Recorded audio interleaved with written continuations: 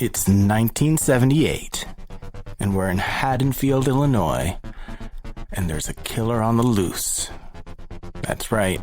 On this week's episode of Open Mic Night of the Living Dead, we're talking about John Carpenter's Halloween. The creature's creeping right behind you. I hope you finally find a little slice of peace and light. 'Cause it comes crashing down tonight. Welcome to the open mic. When we call your name, you'll die. But there's no need to dread. This is the open mic night of the living dead. All right, here we go. Your intros are better than mine. Well, I don't know what to tell you. I took several classes online. Oh, on podcast introductions? Yes. That's great. Would you send me those links? I can't. They're confidential Understood. or classified. I don't remember the classification at this point, but I'll look into it. Above my pay grade, for Yeah, sure. I'll talk to people Makes sense. and see if those are something that I can share. Understood. But as you know, we're talking about the OG Halloween, which is just in time for Halloween, which is like just over a week from now. Yeah, coming up real quick. And Halloween is a special date for us It's a really special date for us. because it is our wedding anniversary. Yay! And we'll be kind of celebrating that in our Halloween Encore episode next week, where we're going to be doing a countdown of our top 5 favorite Halloween-themed horror movies. This was really difficult, almost as difficult as my 5 Antarctic movies that I needed to choose. Well, at least this time I'm giving you we've had some preparation. We have. You didn't just throw it at me and put me on the spot. So I've had a little bit of time for next week's. And where can people find us on social media? You can find us at OMNLD Pod on all of the social media platforms, pretty much. Instagram, TikTok, X, Blue Sky, Threads.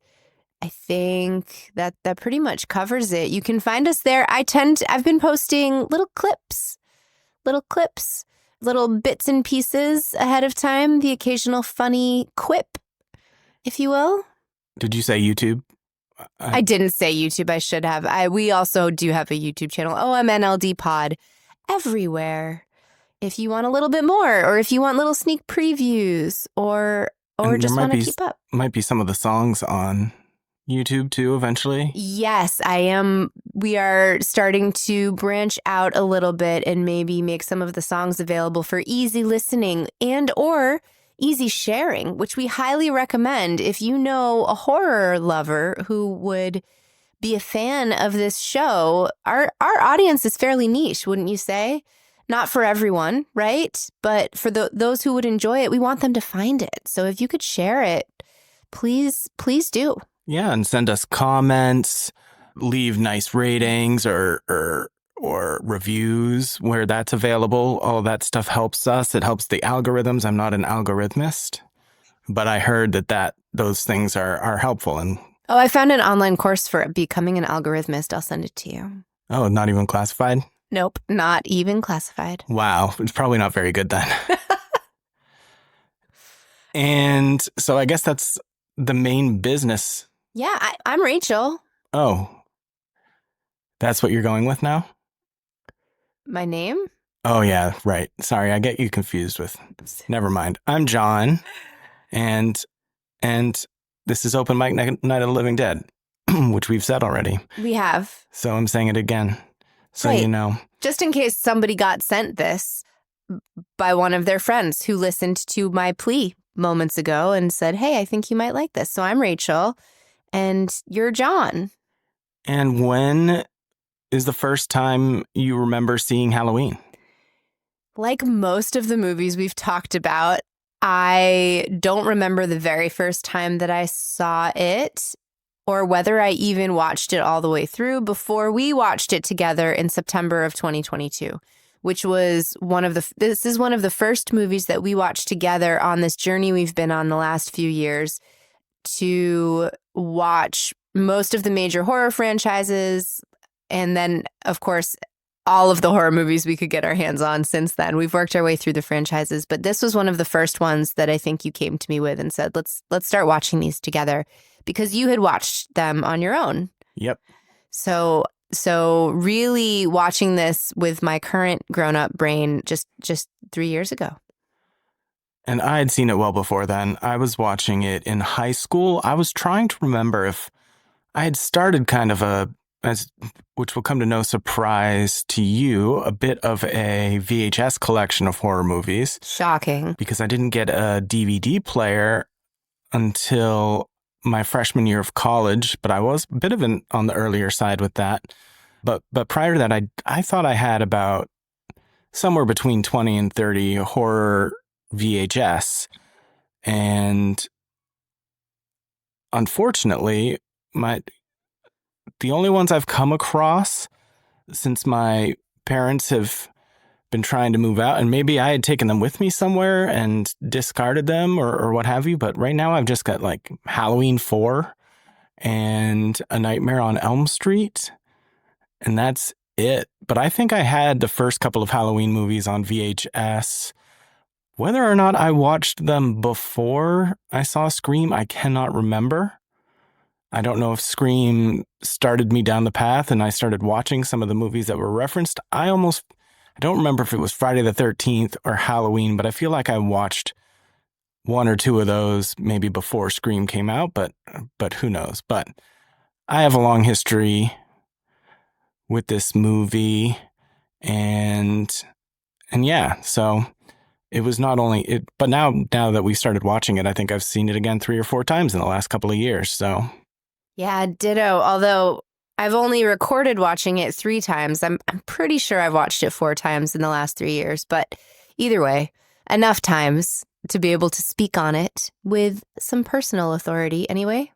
And so Halloween, John Carpenter's Halloween, released in 1978, is oftentimes referred to incorrectly as the first slasher movie.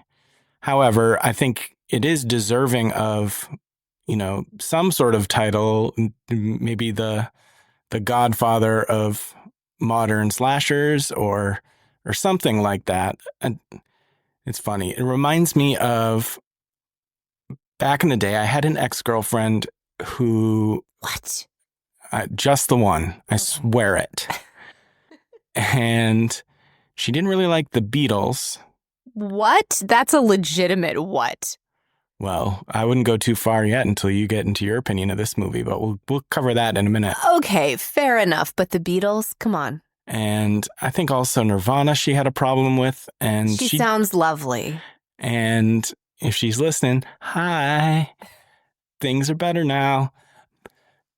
And she was, I think it was her anyway, who was asking why these specific bands were so, so famous and so, I don't know what the word is, but why these bands were so specifically so big. And I basically, and I don't know if I'm correct on this, but it's because that before those bands came, or at least those bands created music that really changed music moving forward from that time. And Halloween is sort of like that. Halloween is kind of the Nirvana of horror movies or the Beatles. It took a lot of what came before it and synthesized it in a way that became the new way moving forward and inspired probably far too many slasher movies to follow. Yeah, I think it became the defining work. There's a before and an after Halloween, and my personal opinion of the film notwithstanding, I can 100% agree with you in terms of its importance in the canon and in this our favorite genre. Yeah, and in terms of, real quickly, what sort of predated Halloween that really fits in sort of to the slasher genre, you first go back to the 60s and you had Peeping Tom, which is, I think, a UK film. I have it on the shelf over there. You've got to see it sometime. That kind of had like a photographer who murders women and included a lot of the voyeuristic POV shots. And that came out the same year as Psycho, which it really also is, even though I think there's only a couple of kills in that movie, it really is a slasher predecessor. Which, Psycho? Yeah. Yeah. Oh, yeah, completely. But then in the 70s, you get into the Giallo films of Italy mostly, but some other European countries as well. And then the United States had their own versions. But you had the Mario Bava movies. Remember we watched Bay of Blood? We might have mentioned this before. Yes. But there are like several kills in A Bay of Blood, which came out in 1971. I highly recommend it to people listening. But there are several kills in that movie that were directly influenced some of the kills in the Friday the 13th movies. Some directly lifted, I would say. And then we were talking about the United States and getting a little closer to the release of Halloween. You had Texas Chainsaw Massacre in 1974, which really is a kind of slasher movie, a little bit of a different feel. And also the same year you had Black Christmas. That's the one that I think of the most, I think, particularly in the opening scene for Halloween. But we also have watched Black Christmas. We watched it close to when we watched Halloween a couple years ago. So watching them close to one another, you can see the influence for sure. And then also in 1976, you had The Town That Dreaded Sundown, which I actually have not seen yet. It's disappeared off of the streaming for now, at least the original, which I want to see before I watch the remake. But I guess that also features a killer that's stalking couples and that sort of thing. But Halloween took all of this. John Carpenter took all of this, and we'll get more into that in the production area of the film, and created Halloween, which gets both the credit and the blame for spurring the slasher genre. Even though the movie itself is fairly tame or restrained in its gore and violence, especially when compared to some of the European films that came out in the 70s. If you can't tell by now, John really likes to talk about Halloween. This is the most excited I've heard you in just the preview part. I'm so excited about this. Well, it's a good movie. Yes. It's not my absolute favorite by any means, but we'll get more into that. No, I know. But I think this movie in a lot of ways has been a gateway for us just in our own horror journey. And I think for a lot of other people, which you can find if you look up Halloween 1978 on your favorite podcast platform and see how many horror podcasts have covered Halloween. I think it's all of them. You mean we're not the first? I didn't want to tell you, honey. Maybe there's been a few. Okay. How could anybody come up with the idea to do a podcast episode about this movie? I know. So we're just going to have to make sure that we're really, really good.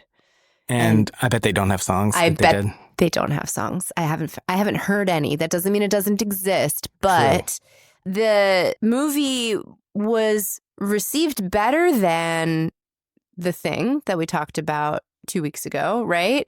Which came out a couple years later. Which came out a few years later. Again, this is fun doing a Carpenter movie back to back. It was kind of mixed reception from what I found, that some critics really liked it. Some found it unoriginal, which is interesting because it kind of spawned the whole slasher subgenre, and said that it drew too much on Hitchcock and De Palma, which I thought was interesting. So at this point, what De Palma movies were out, like Carrie, right? So I thought that was interesting because I certainly didn't make that connection, but I don't know those directors quite as well. But the ones that did praise the film praised its direction and the atmosphere, the vibes. And this movie is so vibes. Yeah, it is. So vibes. A phenomenal fall/Halloween season movie. But yeah, critics were somewhat mixed, but I think overall it was positive. I mean, there were a bajillion negative reviews as well, but I think it's considered to be critically well received. If that's not true, it certainly was well received by audiences. Mm-hmm. It was just an independent film, and I think it had a budget of $325,000. I saw between $300 and $325 Yep. for the budget, and Teeny tiny. made $70 million Crazy. in the box office internationally, 47 in the US, 23 international. It sold 20,153,846 tickets in its initial run, which at the time of the information I was reading, which I think precedes the new trilogy that started in 2018, but at least up till then was the most successful Halloween movie and the third most successful slasher. Say that 10 times fast. Third most successful slasher? Behind Scream and Scream 2. It performed like this with fairly minimal advertising. It was all word of mouth. Roger Ebert, who's a bit ornery in a lot of his reviews and such, referred to it as a visceral experience. We aren't seeing the movie, we're having it happen to us. It's frightening. Maybe you don't like movies that are really scary, then don't see this one. And it was one of his top films of 1978. I didn't know that. That's interesting. And has a 97% critic score on Rotten Tomatoes, which I don't always think that their scores are completely accurate or hold true, but for this, that makes sense. And it's got a 90 Metacritic score as well, which indicates universal acclaim. I'm not sure I've seen many other movies with that high a Metacritic score. Yeah, I don't usually look at the Metacritic score. I didn't write that down. That's really neat. In 2006, just like Night of the Living Dead, it was selected for preservation in the U.S. National Film Registry by the Library of Congress as being culturally, historically, or aesthetically significant. We discussed the National Film Registry last week as well, right? Since The Thing has also been included. Was it? It was, wasn't it? Oh, no, sorry. I was thinking of a different one. Night of the Living Dead. Yes. We've discussed this before because Night of the Living Dead is also included on the National Film Registry. I did do a little shallow dive into this because I was curious what other movies that we love and talk about were also on that. And so The Exorcist, Psycho, Rosemary's Baby, Jaws, Alien, The Shining, Silence of the Lambs are some of the notable ones that we have either talked about or will likely talk about on the podcast. So it is good to know that at least there are some of our favorite films included on the National Film Registry. What's your personal rating for this, John? I'm curious what your personal rating is on your 10-point scale and also what your rating is for the podcast, which we have a 3-point scale, which is slightly different than any of the other scales that we use. Yeah, because for our show, we wanted to break it down to something simple. It's either 1 is total trash, 2 is good to great, and 3 is phenomenal or extremely well-loved or must see and influentialness. Part of our horror 101, if you will. So without, jumping the gun, I think on that scale, it's definitely a 3. Yeah, I would say it was a 3 for me on the podcast rating scale as well. I would say it's an 8 out of 10. Okay. For me, I'd either an 8 or an 8.5. I do by halves. Somewhere between an 8 and 8.5. I think it falls short of Rosemary's Baby and The Exorcist on that scale, but not by a lot. By a half point to a full point. Okay. I have a 5-point scale with halves, so I have half as many options as you. I have this rated at a 3.5, leaning to a 4. If I could do 3.75, I would, but only because I do not enjoy this movie as much as I feel like I should, but I recognize it for what it is, and I think it is a masterpiece for what it is. And every time I watch it, I want to enjoy it as much as I feel like I'm supposed to, and I don't, but we're going to talk more about that. I'm not sure why that is, but I do think that that's this is one of the movies I think we diverge on the most. And we don't usually diverge too much. We're usually kind of right in line. Although your 8 and my 3.5 are pretty, 3.75 are pretty close. So, well, like I said, it's not my absolute favorite horror movie of all time, but slasher might be my favorite subgenre. Okay. And I would watch this anytime. Yep. And I don't know. Maybe we just haven't given you the best viewing. The other night was not the best viewing. It wasn't. I have a hard time, if we watch it late at night, I have a really hard time staying awake.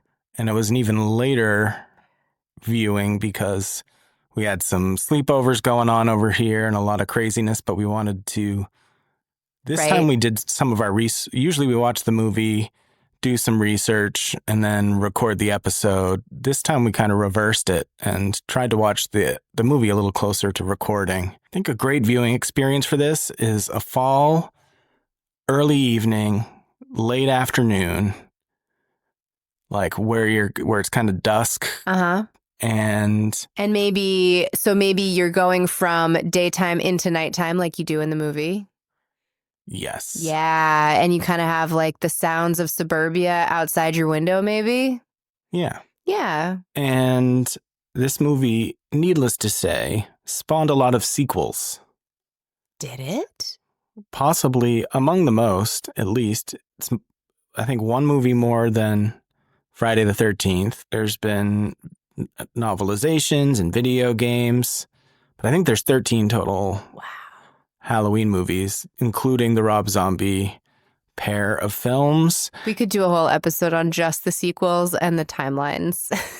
Oh, yeah. There's 3 different timelines. I remember you laid it out for me before we started watching this.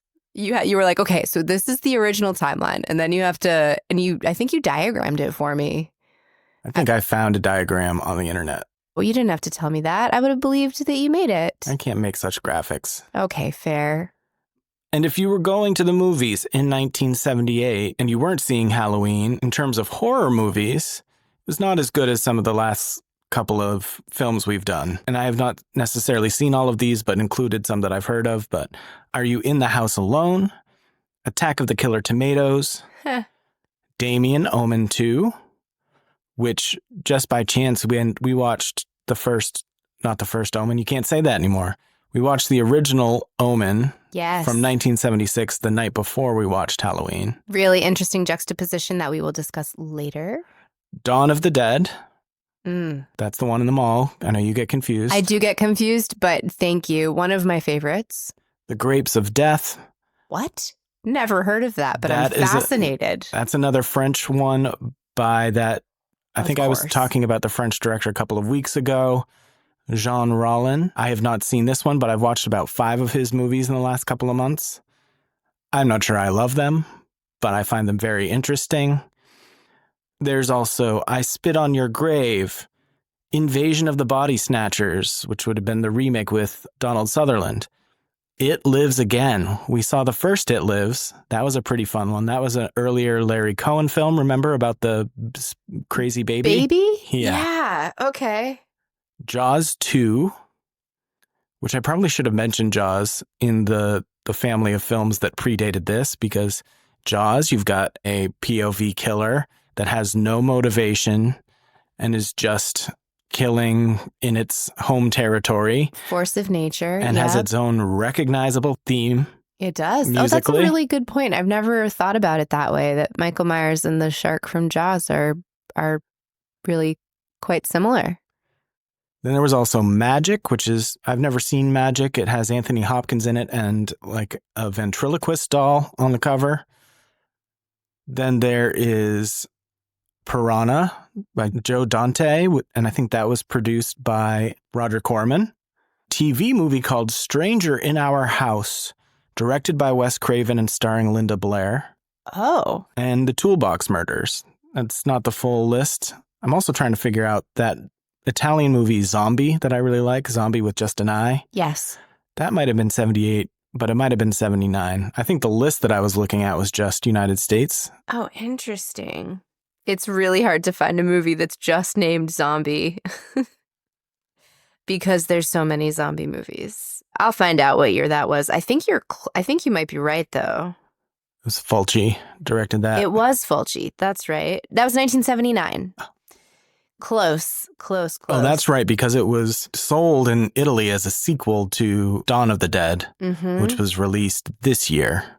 1978 being this year. Yes. Yes. If you weren't looking for a horror movie, there was some other movies available that year, including Grease, Superman, which was a Richard Donner film, and he is the guy who directed Omen. Which is still so crazy to me. Animal House, Revenge of the Pink Panther, The Deer Hunter, The Last Waltz, Debbie Does Dallas, Up in Smoke, The Wiz, and Force 10 from Navarone. So, some pretty great movies that year. Not that I would say maybe can't compete with like 1985, but hey, you wouldn't have been disappointed. Still a pretty good year. Should we head into story time? Let's do it. Time for story. Here we go.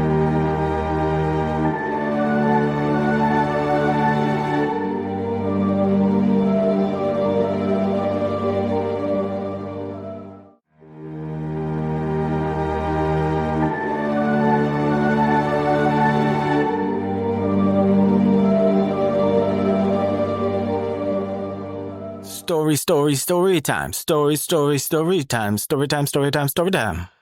I don't know. That was good. You got a summary for me? I do. I have grabbed summaries from several different places, and I'm going to combine them. And I think it's a great introduction. I mean, it's a great introduction to the film because it tells you what happens, but also one of the amazing things about this movie is how simple it is. And so the summary is fairly simple as well. 15 years after murdering his sister on Halloween night, Michael Myers escapes from a mental hospital and returns to the small town of Haddonfield, Illinois, to kill again. Simple. Yep. And that really is it. There's not a lot of extras. There's not a lot of unnecessary meandering or subplots. It is just... Yeah, you basically have potential victims and a couple of people trying to catch him, including Dr. Samuel Loomis. Yes, Dr. Loomis. Well, we're going to get into the making of this film. We obviously need to talk about John Carpenter. Again, we did a John Carpenter film last week. I was still getting over COVID. I'm feeling much better now. I thought that I was better when we were recording the Thing episode, and I was compared to the week before that. Seriously. But I did not, until we got going, I didn't realize I was still pretty worn out. So we didn't do a lot on John Carpenter. I don't have a ton on him now, but I figured I'd give a little more background. We're going to end up doing John Carpenter movie again. Oh, definitely. At some point.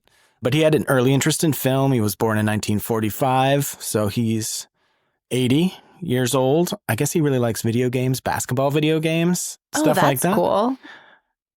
The 1950s was a great decade for... especially if you're a kid who was interested in film.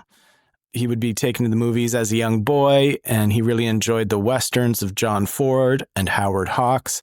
Howard Hawks obviously directed the original The Thing from Another World. Which we see in this movie. Yep. And they only call it The Thing, which I guess maybe people called it for short, but... And he really also liked the fantastical sci-fi films of that time. His father was a music teacher and taught John at an early age how to play the 5/4 time signature on some bongos. I saw that as well. Why haven't you taught our children the 5/4 time signature? I can barely get them to talk to me. Yes, so John Carpenter, along with his passion for film, is also a very skilled composer and musician. He studied at USC School of Cinematic Arts in the late 60s. His first real work, he co-wrote, edited, and composed the music to The Resurrection of Bronco Billy in 1970, which won an Academy Award for Best Live-Action Short Film. His first feature release was Dark Star in 1974, and then 2 years later, he would put out Assault on Precinct 13, which we really enjoyed. I really liked that movie. I was remembering that as I was doing my research because he wrote Assault on Precinct 13 along with Debra Hill, his partner and writing partner for this film as well. I've also heard Quentin Tarantino say this, but Carpenter's approach to filmmaking and directing specifically, Carpenter said that he would hire the best people for the job and let them do their thing. You know, he would give them their vision or give them his vision and trust these talented and skilled, experienced workers do the parts that they've been hired for. That hits me. He was only 30 then when he started this film, right? He's born in 45. Yeah, I know so young 30s. So young 30s, which is crazy, especially given the direction and the vibes, right? Like, so one of the things that makes this movie as good as it is what it's able to evoke in the viewer. And usually you would think that ability would come with age and experience, and it certainly does. But I think one of the reasons Carpenter is a master of the genre is because even from this young age, and remember and even The Thing also had a really young crew, because that was only a couple of years after this, that they were able to kind of tap into this. And I think it probably had to do with growing up watching these movies, watching these masters create film. And so creating an homage to that with his work really, really successfully. He's an incredible director. And actually, I would say at this point, probably one of my favorite directors. If you tell me, let's watch a John Carpenter movie, I'm into it. Cool. Unless it's Halloween, then you're out. No, I am going to keep watching this until I love it as much as I should. I don't know what it is. Just a series of bad. That's how I got you to marry me. I'm just going to keep going until I like it. So Assault on Precinct 13 actually got some pretty good attention. It was shopped around. Yeah, because of that one scene. With the girl and the kid. Ice cream truck. Oh, yeah, no brutal. spoilers. But it was, I don't know if you shop around at film festivals, but it was screened at Cannes and the London Film Festival, Milan. I think it's Cannes. Cannes, London, Milan, and there you go. Edinburgh. Edinburgh. There it is. That is Edinburgh, even though it doesn't have a vowel on the end. I'm pretty sure. Okay. Yeah. That's in Scotland? Yeah. No. Yes. I don't know. But anyway, it was getting attention of directors and producers. It got the attention of George Romero. It also got the attention of indie film producer Irwin Yablans and financier Mustafa Akkad. They saw one of these screenings of Assault on Precinct 13 and asked him to direct a film for them about a psychotic killer that stalked babysitters. And there are a lot of people out there who have said, or there are rumors out there, I shouldn't blame any specific people. I'm not coming after anybody, but there were rumors that it was originally called The Babysitter Killers, and some people involved with the movie have said that's never been the case. So I don't know who to believe. Interesting. Yeah, I had heard that it was called The Babysitter Killer. Yablans wanted to make a film that had the same impact as The Exorcist, which would have come out in 1973. Carpenter agreed that if he had full creative control, and he was only paid $10,000 for his work, which included writing, directing, and scoring the film. Whoa. Dude said, I want a movie that's as influential as The Exorcist, and then gave him a $320,000 budget.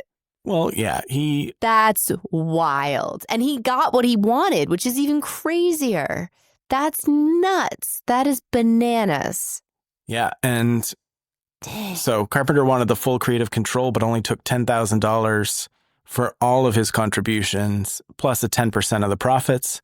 So his confidence in what he wanted to make certainly paid off.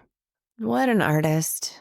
And he began writing the script with Debra Hill, as you mentioned. Yeah, she did. She does a really good job. I was reading about how she was responsible for the dialogue between the high school girls. Yeah. And she nails it. And the acting, of course, which we'll get into as we get into the cast and the characters. But she wrote that so really realistically, which is one of the things that contributes to, I think, one of the things I do really like about this film, in that the women are not simply objects, although they are victims, but that they are fully fleshed out, realistic characters who are treated with respect and are as whole people and not just as fodder for the killer. So I think Debra Hill's writing really played a role in that. And she was his partner for Assault on Precinct 13 too, which I think I really like the writing in that movie too. So Debra Hill is the name that people don't know as much as John Carpenter, and they should.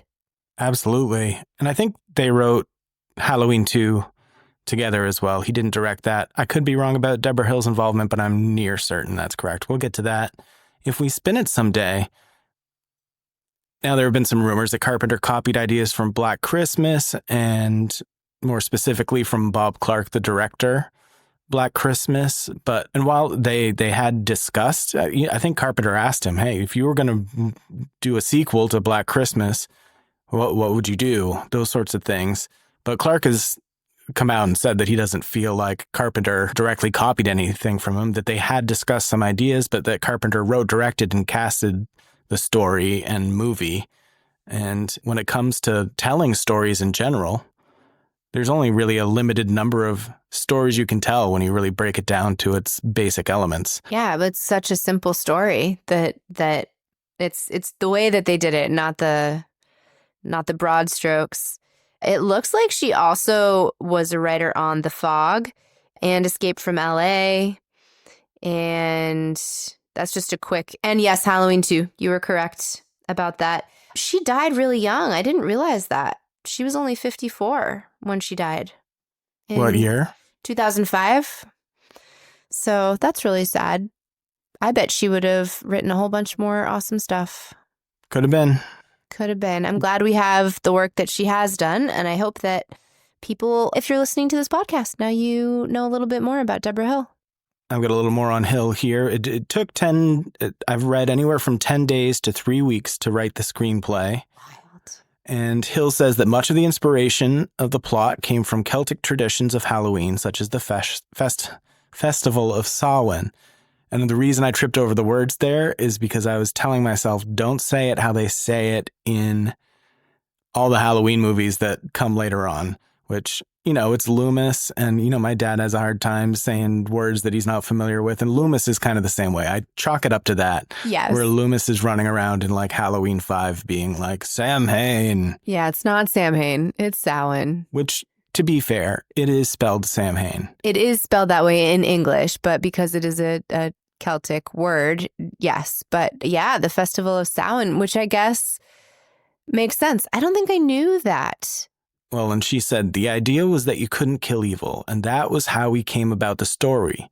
We went back to the old idea of Samhain, that Halloween was the night where all souls are let out to wreak havoc on the living, and then came up with the story about the most evil kid who ever lived. And when John came up with this fable of a town with a dark secret of someone who once lived there, and now that evil has come back, that's what made Halloween work.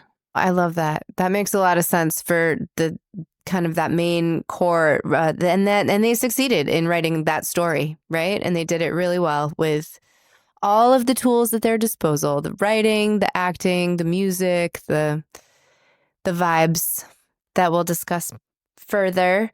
And go ahead. No, go. I was going to say that the name of Haddonfield, Illinois, it's a fictional town, but that name was derived from Debra Hill's hometown of Haddonfield, New Jersey.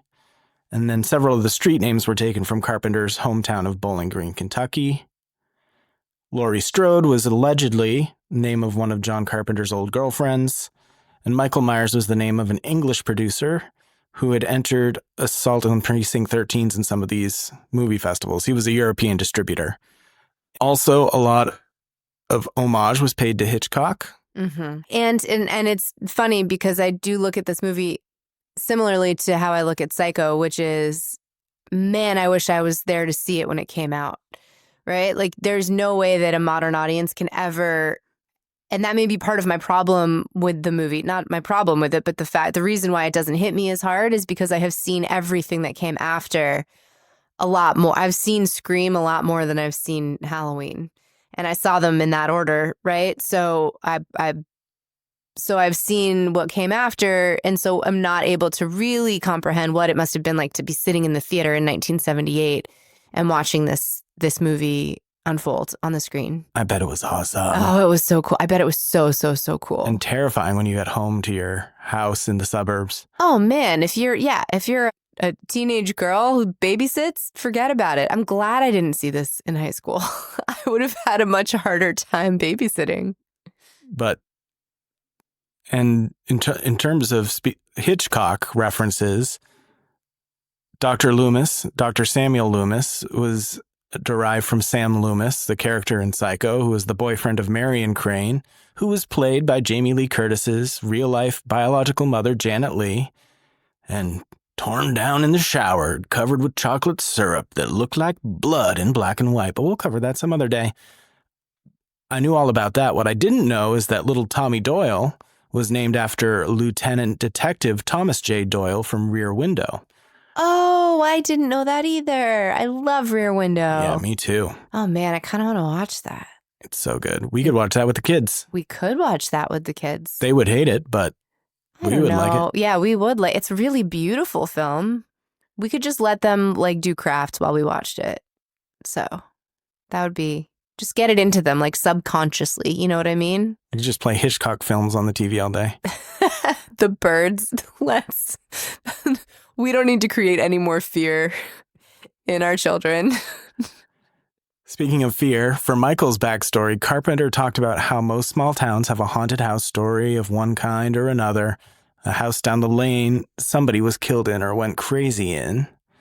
I'm not sure we have that around here. But, well, I'm sure there is. But there's that creepy old house over on the road around, like if you go that way and then around, and then there's a house that has all sorts of graffiti and stuff on it right before you take a left on Route 9. You know the one I'm talking about. For those of you listening, Rachel is making lots of gestures. I'm trying not to like explain exactly where we live, but explain to you where this creepy old house is. You're just talking about that little shack that has like the Satan stuff spray painted on it? I mean, it was a house at one point, like a small house. It wasn't a shack. I think that was a whole ass house. All right, we'll go there later. Let's take a walk. Perfect. It would take us forever to walk there. It's like 2 miles. It would take us 40 minutes. It's not forever. And then who's going to drive us home? We'll call an Uber, the one Uber driver in our small town. And inspiration for the evil came from Carpenter's college visit to a psychiatric institution in Kentucky. I don't know if this is true, because I thought he went to USC. Maybe it wasn't a college visit, but supposedly he was visiting a ward holding seriously mentally ill patients, including an adolescent boy who possessed a blank schizophrenic stare. Carpenter's original intention was to keep the audience guessing whether Myers is more than human, not to know how he became the way he was. And he didn't want to explain how he got that way, which, whoops. We're going to talk about that later in plots and when we talk about the themes. So, because I have a lot to say about that. And he wanted to make a movie he would love to have seen as a kid and described it as true crass exploitation. Lovely. The best kind. Anything else on filmmakers? Well, I have tons on filming. There's only one thing on filmmakers that I noticed that I don't know if you knew. And it's more just like a little tidbit. So, but I don't know if you saw who was credited. Actually, wasn't even credited, but just as in IMDb in the art department. No. No? Unless you're talking about Tommy Lee Wallace. I'm not talking about Tommy Lee Wallace. All right, we'll get to him in a second. That's fine. But in the art department, at least on IMDb, and I didn't dig too far, but Robert Englund. Oh, cool. Was set dresser. Interesting. Uncredited. So I did not dive deeper into that, but I was like, what? I think that's pretty crazy. He had done that Tobe Hooper movie that was the follow-up to Chainsaw with the gator. The gator? Eaten Alive? Is that it? Eaten Alive might be the right name for it. I feel like that was 76, 77, something like that. It must have been. Yeah. He was in that. Yes, he was in the art department. Oh, cool. His job involved distributing leaves around the set. Which... Oh, yeah. Their limited number of fake leaves that they would have to... He was a struggling actor. That's amazing. Oh, that's so cool. Yeah, that was my one thing when I was looking at filmmakers that I had never known before. So that Freddy Krueger... I didn't even see that. Freddy Krueger worked on Halloween. So good for him. Like we mentioned before, Mustafa Akkad agreed to finance this film, and he would be a producer along with his son later on. I think his son now produces had some production involvement in the most recent trilogy. But Akkad agreed to put up $300,000, which is like $1.5 million in today's money. It was still considered low budget at the time, but it was triple Carpenter's budget for Assault on Precinct 13. Carpenter really wanted this to look like a professional movie.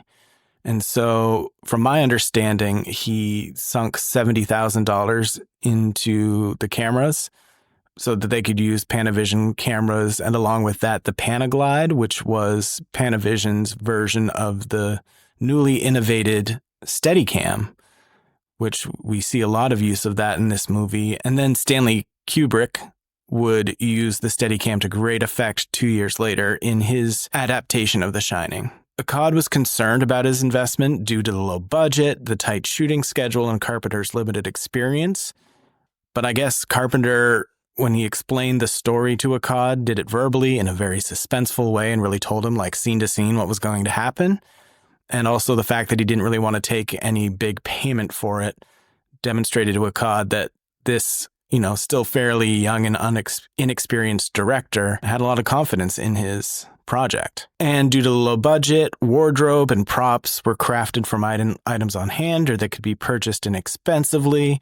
A lot of the actors wore their own clothes, and as a lot of people know who are probably listening to this, Laurie's wardrobe was purchased for about $100 at JCPenney. That's where she got those sweet, sweet threads.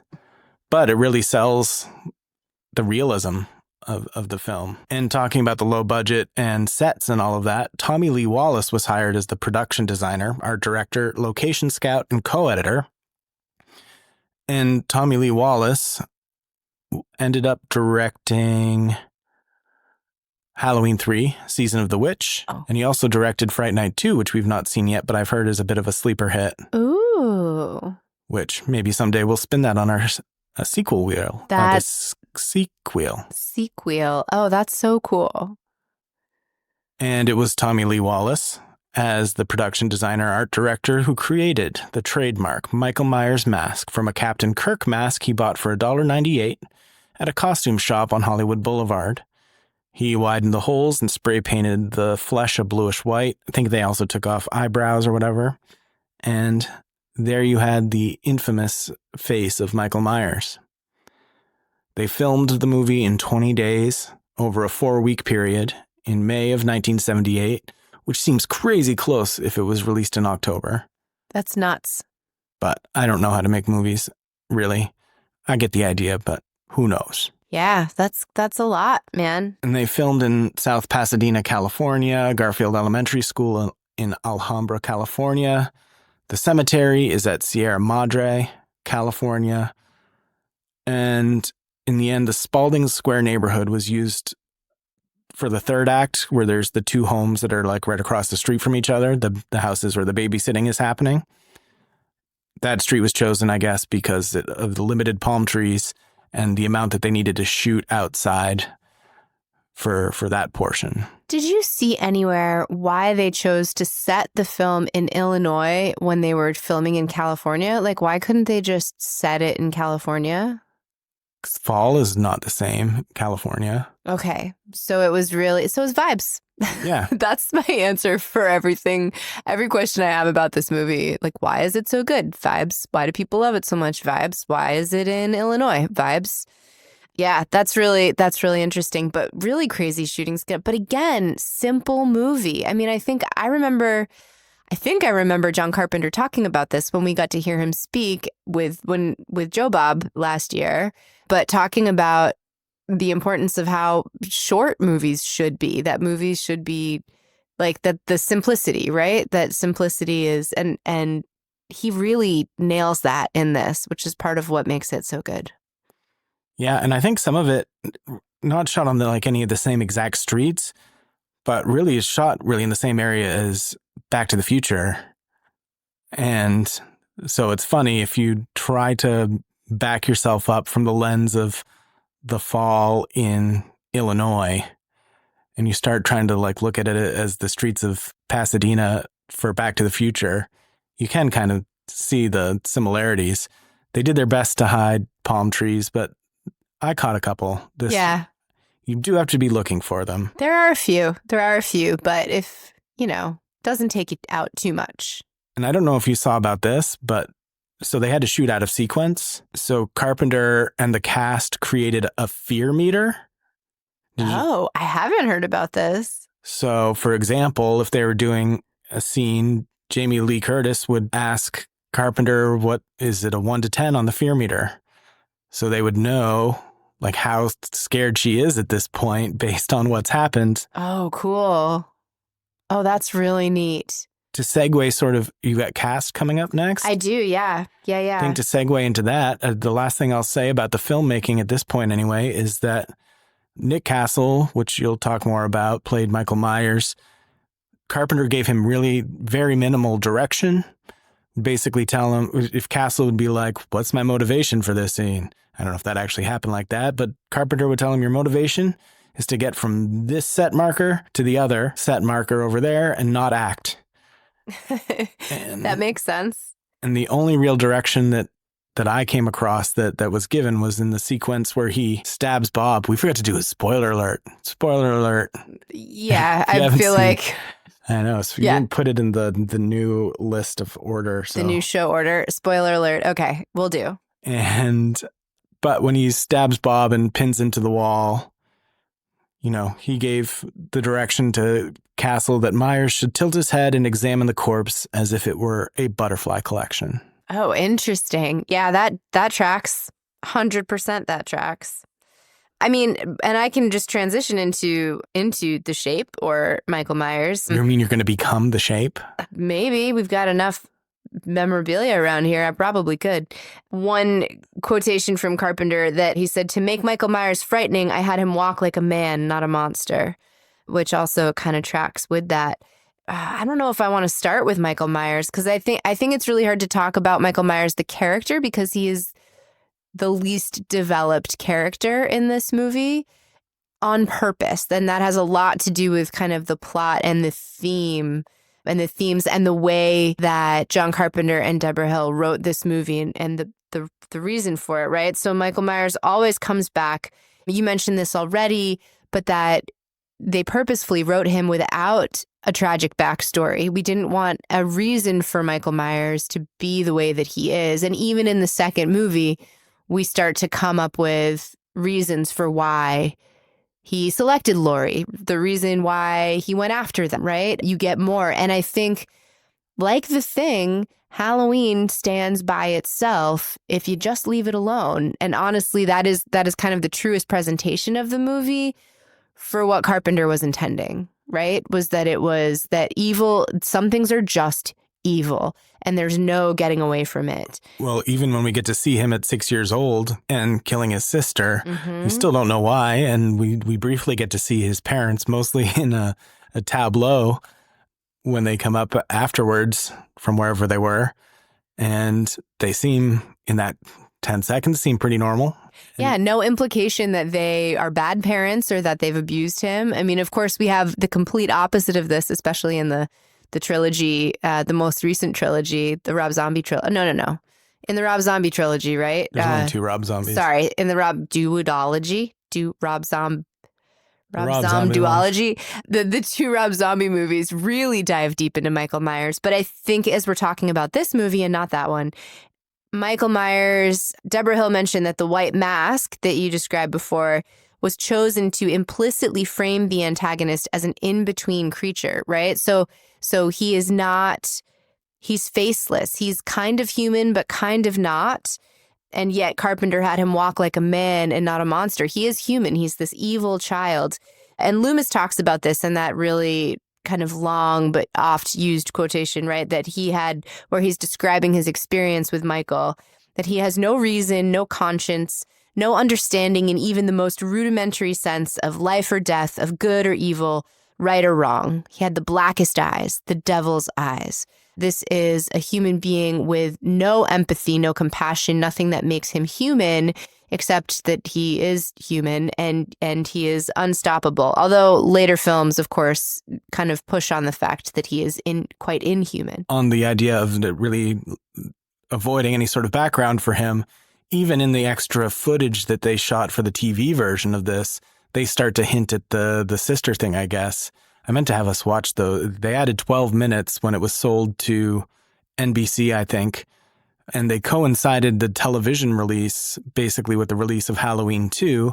And instead of cutting it shorter to fit like an hour and a half time slot, they had Carpenter film 12 extra minutes during the production of Halloween 2 that they used in the TV version of Halloween, which included some teases to the fact that Laurie was his sister, which again was not the intention of Carpenter when he first created this story. Yeah, and I like it better when Laurie's not his sister. Yeah, so does most everybody. Yeah, so that's that. I think I think especially knowing what I know about the intention of the writers and kind of what this film is supposed to represent thematically, giving him more of a motive just makes it less awesome.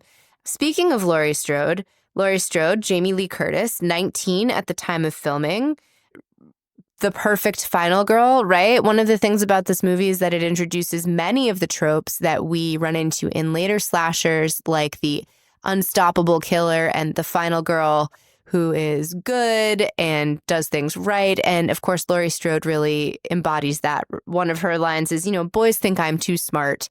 While her friends are both very concerned about their boyfriends, Paul and Bob, and what they're going to be doing with them and are kind of arranging their nights, Laurie is making sure she has the books that she needs to do her homework. She is the one who's taking care of the children. She saves the children. She's so great. She's like a non-Barbara completely. She is terrified and scared, but also still manages to take care of herself and the children in her care.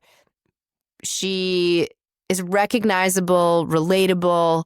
You can't help but root for her, right?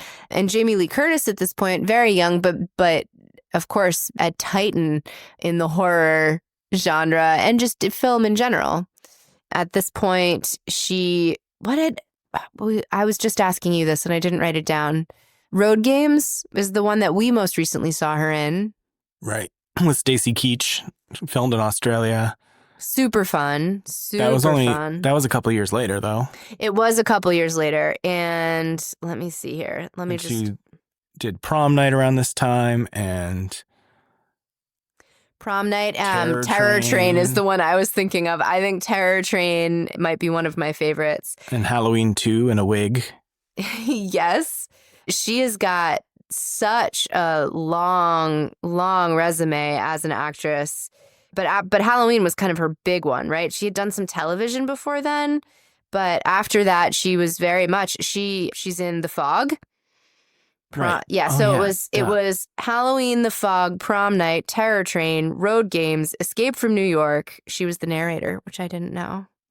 And then Halloween 2 and on and on and on it goes. But Jamie Lee Curtis, one of the things that I like about this movie, as I mentioned, is that the women are fully fleshed out characters. They are not simply objects to be slaughtered. And Jamie Lee Curtis has quite famously talked a lot about body image for women in film. She's done a lot of photo shoots where she's not photoshopped and shows you her whole old lady body and, no makeup. She has aged pretty much naturally, which is something that is really hard to find in Hollywood today. So I really respect her as an actress, as somebody in the industry, and also really enjoy her performances because she offers a more realistic version of aging. I have not seen Freakier Friday, which is her most recent movie that our kids saw, but was happy that she got to go see that recently. It's all that yogurt that she eats. She does eat a lot of yogurt. It's true. And she was also in a non-horror. I mean, she's been in a bajillion non-horror movies, but one of my favorite non-horror movies, True Lies. Oh, yeah. Yeah. Oh, man. She was in Everything Everywhere All at Once. Remember? She played a role in that. Right. I really liked her in that. Sorry. I know that's very far off from True Lies, but she's just really likable and very easy to connect to, which is funny because she's Hollywood royalty, as you mentioned. I was not a big fan of how during some of the promotion of the 2018 Halloween trilogy, they sort of disregard some of the sequels, but again, that's another conversation for another day. Yeah, we could do a whole thing on all of the sequels and how they connect to one another. What about the other ladies? The other ladies, we've got Annie Brackett, played by, so her name is Nancy Keys, but she was Nancy Loomis when she was in Assault on Precinct 13 and Halloween and The Fog and Halloween 2. So, yes, Nancy Loomis. Annie is super fun, daughter of the town sheriff, really plays well off of Laurie's kind of good bookish, conscientious girl. Annie is the one, they're smoking a joint right before they roll up in front of her dad. Annie makes some questionable choices, walking around in the backyard of the family for whom you're babysitting in a robe. Seems really weird to me. I don't think I would do that.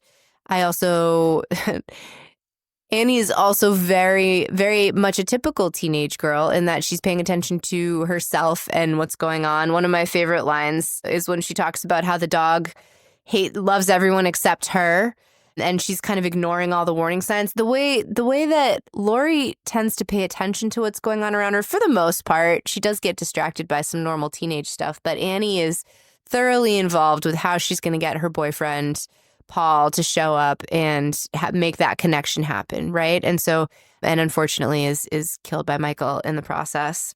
And then we've got Linda, who's the third in our little three musketeers of girls / victims. Linda really likes the word totally, played by PJ Souls, who's been in a ton of other stuff. Linda's really fun.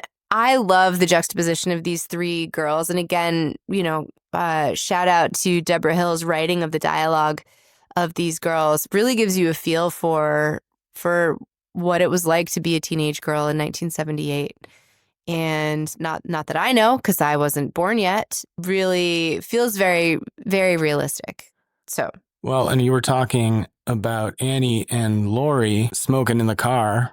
So I thought that's an interesting color for Laurie as well. Like, she's not 100% right virtuous. She's not like, no, I'm not doing that. It's more just, it's just kind of not her main focus, right? Like, she's just very chill about being with her friends, but also she's worried about her books and she is worried about the kids under her care.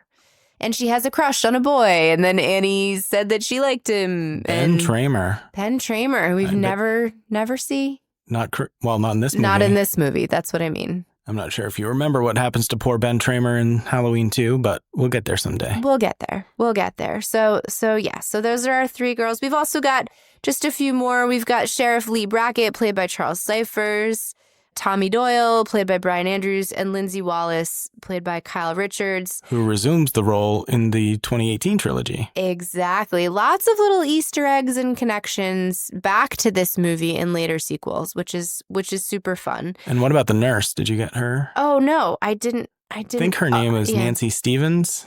Maybe. You might be right about that. And she would reappear in Halloween 2 and Halloween H2O. And then again, I think by Halloween Kills, the second movie in the newest trilogy. Right. Yeah. So lots of connections. I mean, there's a reason why everybody talks about this movie and these movies. Let's see. And then, of course, let's talk about Dr. Loomis.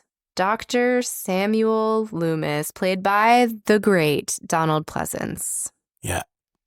I'll hang off every word he says in this movie. I'll hang off any word he says in any movie.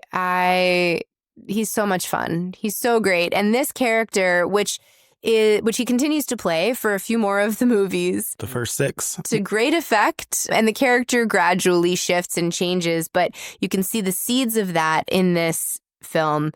Dr. Loomis is a Cassandra-like figure, as in he can see the fate that is in the future for everyone, and nobody will take him seriously.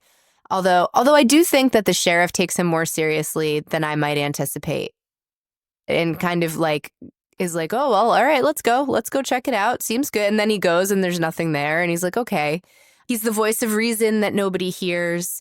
In later movies, he becomes more of a Van Helsing character. So kind of those two, Cassandra from Greek mythology and then Van Helsing, of course, from Dracula. He becomes more of a Van Helsing kind of hunter of Michael Myers in the future, but not as much here. Here, he's more kind of the voice of reason. He knows what the fate that awaits everyone, and no one will listen to him.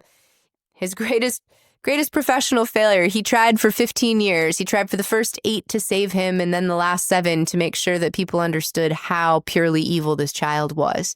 and did not succeed, clearly. Never succeeds fully. And like I said to you when we were watching this, he's also kind of when we talk about this film taking some of the elements of giallo movies, one of the funny characters in those kinds of movies is not always, there are plenty of exceptions, but there tends to be a non-police officer character who is serving that role. Yes. Sort of an investigator.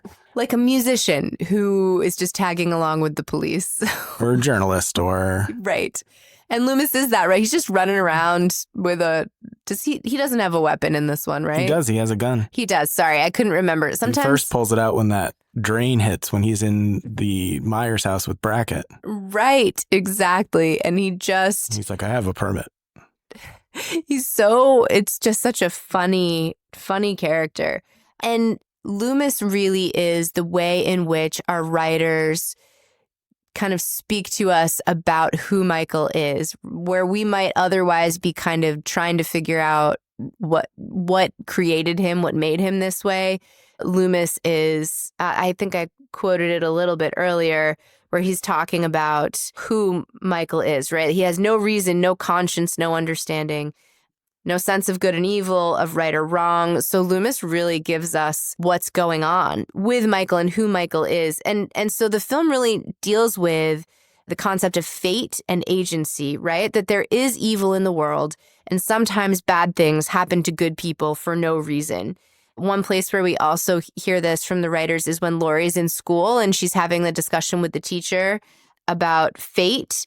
And the teacher says, fate is immovable like a mountain. It stands where man passes away. Fate never changes.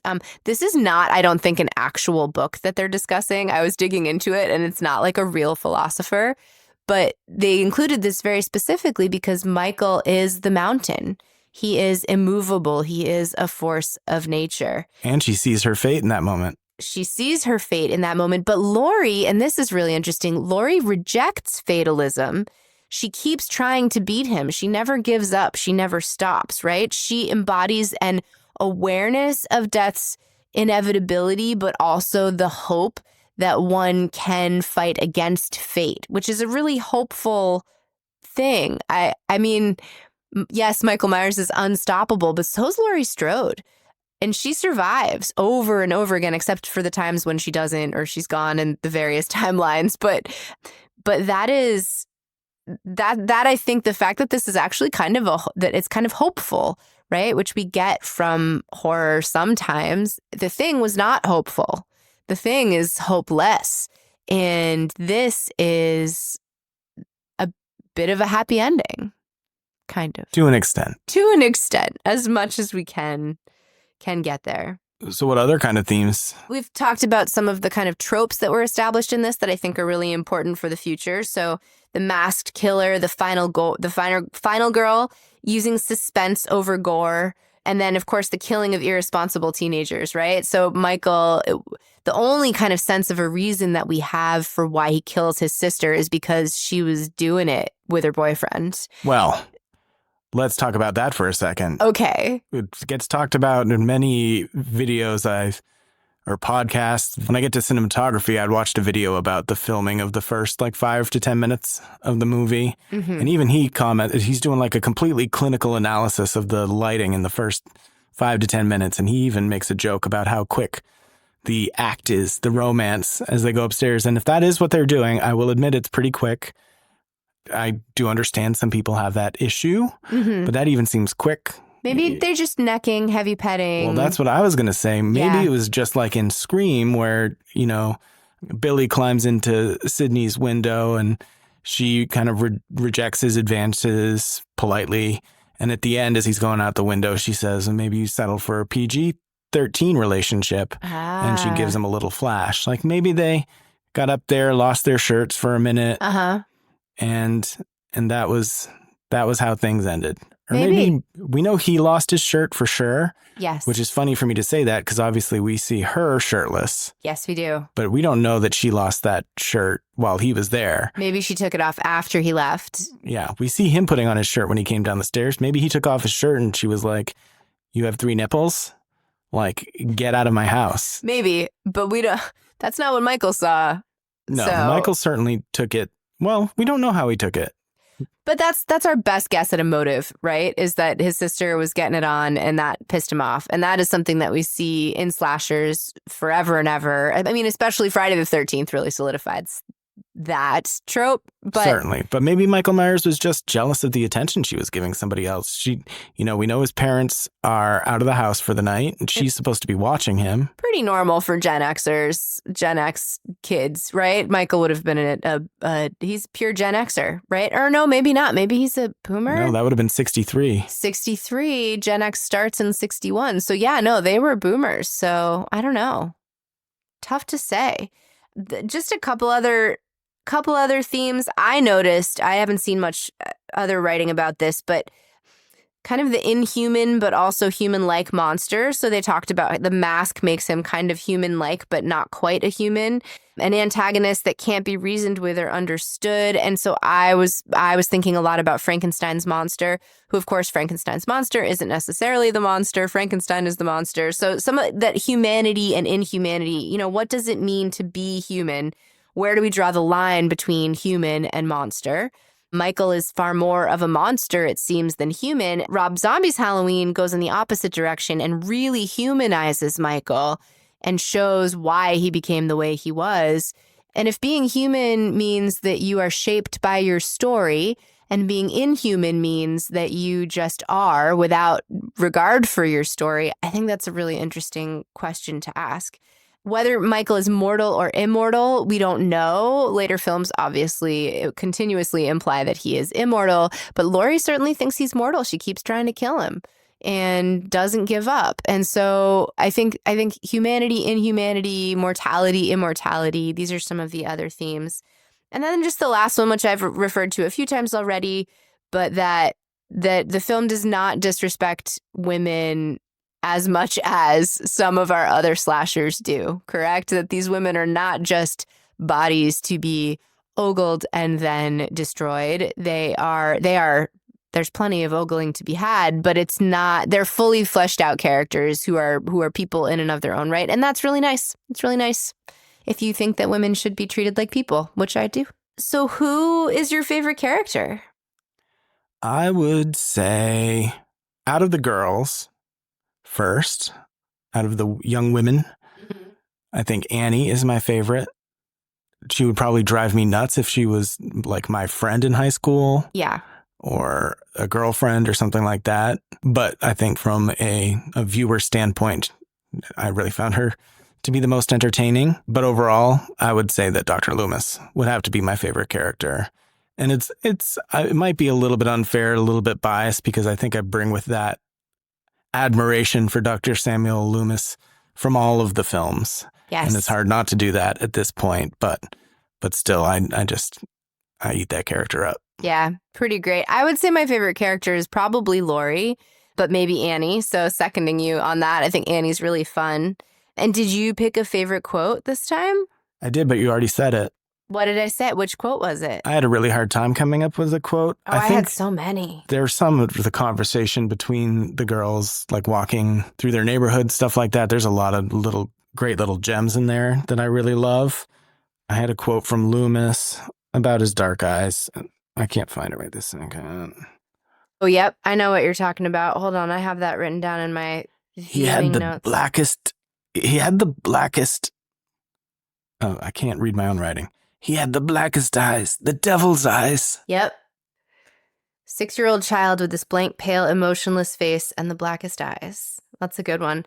My favorite quote is actually also a Loomis quote, but it is not that one. It is, "Hey, Lonnie, get your ass away from there." Yeah. Where Loomis is hiding in the bushes and yelling at the kids who are going into the Myers home and like acting like this old creeper. And then like he yells at them, they run away, and then he kind of like giggles to himself. I think he looks so proud of himself. He looks so proud. It's like the first success he's had, though. I know. He's been dealing with this for a couple of days now, and it's just been pure horror. Like no one's listening. He saved one child, well, 3 children, but specifically Lonnie. And those are the kids, I didn't realize this until recently, those are the kids who are picking on Tommy at the beginning who make him break his pumpkin. I grabbed that. That was so good. So yeah, that's my favorite quote. But that's all I've got for story time. Is it time? The one other thing I was going to say, and I meant to mention it earlier, but we had talked about, we watched The Omen the night before. And then, of course, in some of the horror movies that were not really slasher type movies that led up to this, you had The Exorcist and Rosemary's Baby, Jaws, those kinds of things. This, even though there were slasher type movies, it feels like this movie really might mark the transformation of horror movies from movies that are for adults to movies that are for younger people, for teenagers and up. The Exorcist, so many of those movies, The Omen, you're really looking at it from the parent's point of view of a smaller child. True story. Which is less relatable for the teenage viewer. And even though Halloween is about an evil child, you're still looking at it from the babysitter and not the parents. There's no parents in this.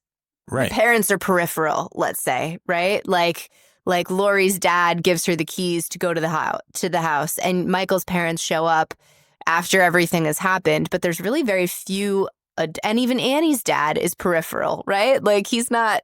Even as a sheriff, he's not. Oh, that's really interesting. I never thought about it like that. That's a really good observation. And that trend would continue then for the other slasher movies that were inspired by this, like Friday the 13th. They're at camp. You don't really see parents in those.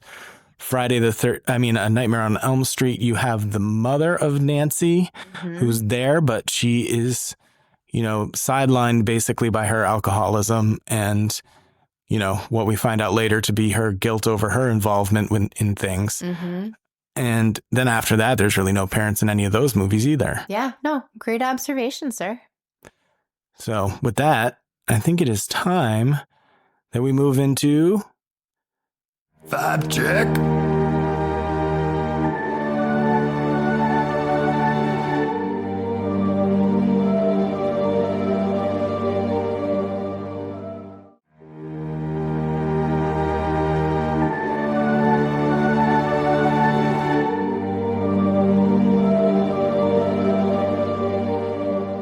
I'll bring the vibes. You pay the check. I'll bring the vibes. You pay the check. I didn't bring my checkbook, didn't bring my wallet, but I brought the vibes. Vibe check. That's right. And actually, before I get started on Dean Cundey here, during the break, I thought of a couple more things I wanted to ask you during story time. The first is, we didn't talk about Laurie leaving the knife, which is a big point of contention still these days. Right. Doesn't bother me whatsoever. Everybody's like, she put down the knife. She should have kept the knife. But I don't know. She's a teenager who thought she just stabbed a dude, thought her stabbing was done. And the only reason people think that she should have kept the knife is because they've been watching slashers for decades. And so she had no way of knowing. Even though we think that we would have held on to the knife were we in that same situation, the only reason we would have that is because we are veteran horror movie watchers.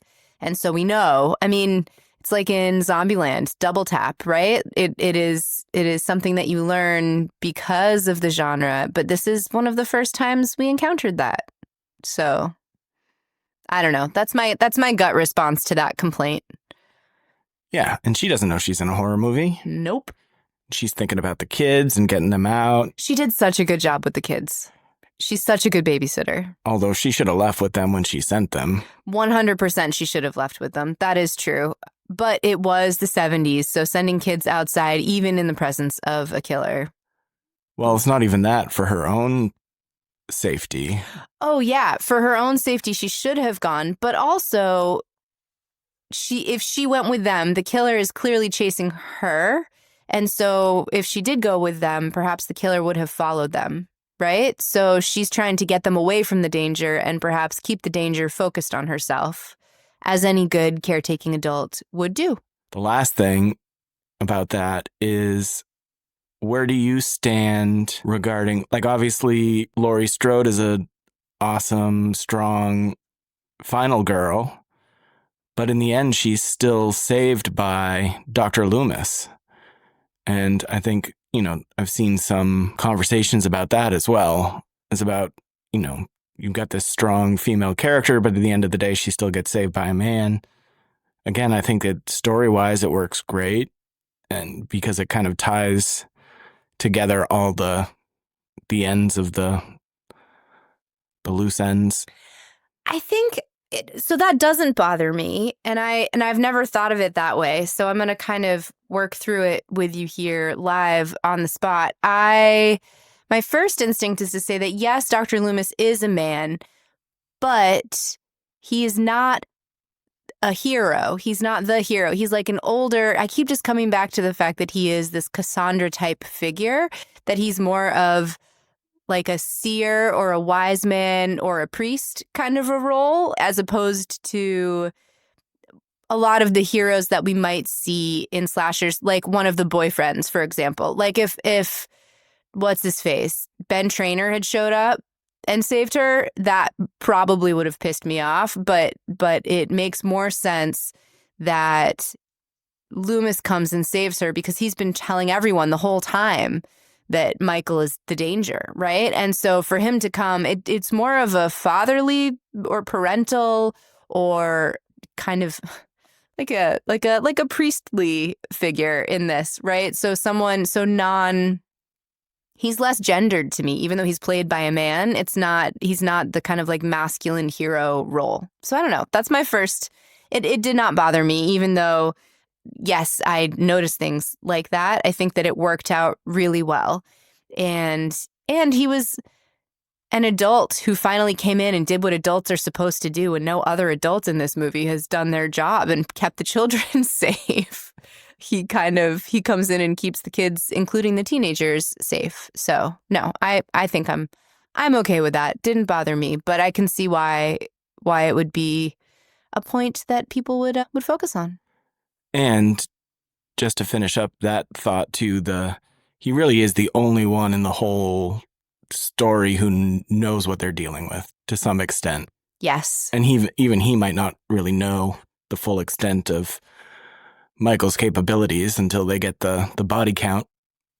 But he's taking it upon himself. People are blaming him for letting Michael loose, even though that wasn't his fault. Nope, he tried to keep him locked up, told him he didn't want to move him.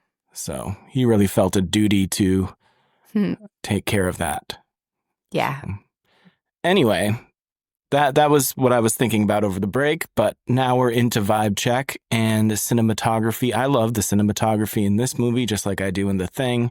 Same cinematographer, Dean Cundey. Getting a little more into his background, he was affected by film ever since he was a kid. He remembers like when he was 11 or 12, going to Saturday matinees.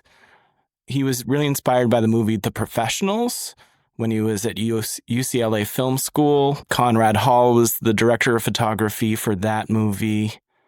And I guess Conrad Hall was a cinematographer that really inspired Dean Cundey for quite a long time. I'm not sure if I listed a bunch of the movies that Dean Cundey was the cinematographer for in The Thing. You said that you were going to talk more about it when we got to Halloween, so I think you may have listed a few of them, but you could list a few more. Well, his work really as a cinematographer really started in the early 70s. He was cinematographer for Where the Red Fern Grows. Then he did a string of lower budget action movies and horror movies prior to working on Halloween. Halloween, obviously, is in 1978. He then did Rock and Roll High School, The Fog, Escape from New York, Halloween 2, The Thing, Halloween 3, Psycho 2, Romancing the Stone. Then he got into Back to the Future, Big Trouble in Little China, Who Framed Roger Rabbit, Roadhouse, Back to the Future 2 and 3, Nothing But Trouble. I don't know, have you ever seen Nothing But Trouble? I haven't, no. It's not a good movie, but it's a really strange movie, and one that I rented when I was probably too young. I mean, it's just bizarre. It has like... Directed by Dan Aykroyd, with Chevy Chase, Dan Aykroyd, John Candy, Demi Moore. That looks fun. Yeah, it's super wacky. Yeah, he did a bunch. I mean, it just keeps going. After Nothing But Trouble. He did Hook, Death Becomes Her, Jurassic Park, The Flintstones, Casper, Apollo 13, Flubber, The Parent Trap with Lindsay Lohan, Little Lindsay Lohan, What Women Want, Looney Tunes Back in Action, Garfield the Movie, The Holiday. I went on a date to The Holiday when that came out. I don't know if you ever saw that. That has Jack Black and Kate Winslet, Jude Law, Cameron Diaz. Did not go well. I mean, it didn't go horribly, but I didn't go with you. So, you know. Right. Camp Rock. And most recently, he's directed 2 episodes each of The Book of Boba Fett and The Mandalorian. And there's a bajillion other movies in there, but those were ones that were all pretty notable to me. So, you know, he's had a pretty good career. Yeah, you could say that. And in preparation for this, I actually read a few interviews with him, and he was asked what other forms of art he was inspired by. He said that he thinks everyone in cinematography reacts to paintings. He said that cinematographers paint with light. And he gave the example of the painter Johann Vermeer. He said that Vermeer lit with paint demonstrated to him how light creates an emotion. And he's also influenced by storytelling in general and novels. He was asked about the job of cinematographers in today's world with technology, where there's so much more digitally created in terms of special effects and just visuals in general. He was talking about visual effects today and how they can become very sensational and fantastical. And, you know, while audiences oftentimes really enjoy the ride, we can't really relate to those movies because they're so fantastical. He considers his job as a cinematographer to use light and composition to draw audiences into a credible adventure, regardless of whether it's a visual effects heavy movie, a character-driven piece, or even a romance or comedy. And when asked what he considers his personal style, he says that the script and movie dictate the style of the cinematography for him. He said that he would read the script and visualize it, and visualize the images and the visual storytelling, like what he would need to accomplish to better suit the story, and doesn't necessarily feel like he has a specific style, but instead that each film dictates the style he brings. I think I remember reading about him and about the realism that he was going for, and maybe that was for The Thing specifically, but that trying to make it feel really real. I'll see if I can find that in my notes. So that makes sense if this is the way he kind of thinks about it, right? That painting with light and a credible experience. That makes sense. Even if there's a fantastical element to the story, you still want to bring the viewers into a world that is realistic. And, you know, he was talking about Back to the Future as an example. You know, by the end of that, we all wish we could get into some car that was a time machine, travel back in time and change something. We relate to it, even though that fantastical element exists. Everything else feels real. He was asked if he had any advice for emerging filmmakers, which I don't usually give out people's advice, but I thought it was nice here. Emerging filmmakers should take any job they can get and never ask how much it pays. When you do get the work, that you're not just there because of the wage, but because you wanted to work with the team being put together for the project, and money comes later. If you prove yourself valuable, you'll get hired, and never take a no for an answer. Stick with your creative intentions, which I thought was great advice, you know, especially in this world nowadays where we see there's so many, especially the younger people. I don't know if I should be speaking for generations of which I'm not a part, but a lot of people want to be famous. Yeah. Yeah, that's fair. I think that's pretty common. And a lot of, especially in movies, music, the arts, I'm not necessarily talking influencers here. I'm not as familiar with that field, but, you know, everybody's put in a lot of work. The 99% of the people you see that you think are big stars or whatever. I used to say this about music to students when I worked at a high school. You know, back in the day when people were making fun of Justin Bieber, those sorts of things, I would say you don't have to like his music, but the amount of work he has put in to get where he is incredible. And he wakes up probably earlier than you do every day. He has to go do radio shows. Like, there's a lot of work that goes into that. He doesn't just get to walk on stage, and it goes for everything. And similar to what Cundey's saying here is that when you're starting out, if you want to be a cinematographer, you take the jobs. I think some of his first jobs were makeup jobs on movies when he first got out of school. So he was just trying to get his foot in the door, and look at him now. He's got a long list of movies I've loved over the years. Yeah. I do think that often that advice is given, but I do think that it is important it's important to also know that you can also work really, really hard and not catch the right lucky break, right? That there are plenty of people who work a ton, but who have not caught their break. So I don't think it's like, I think you can become, you won't necessarily get famous if you work really hard and take every single job that's offered to you, but you probably won't be famous if you don't.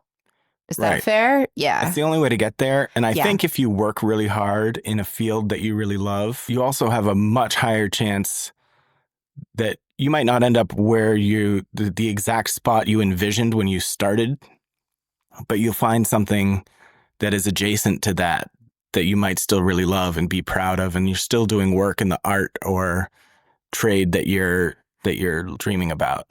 I mean, I would say that's completely true. I think if you keep following whatever path opens before you, I mean, you and I both have worked as musicians in the past, and I never foreseed. I never thought, I didn't think that I would be using my music in the way that we've been using it lately. But here we are with a podcast and writing 2 original songs a month. Yeah. At a quick clip. Quick clip. But yeah, good advice from Dean Cundey, one of the most successful cinematographers of all time? ? He also spoke multiple times he said cinematographers are the bridge between science, technique, and art. That cinematographers combine artistry, directing, acting with the actual process of capturing that onto a medium. Oh, and his last piece of advice was, like if you're interested in film, don't solely focus on film, take a history class. That everything informs your work. I like that. I think that's the same for writing music, writing songs, writing stories, that everything, when I might get a creative inspiration from anything, not necessarily the one thing I end up writing the song about.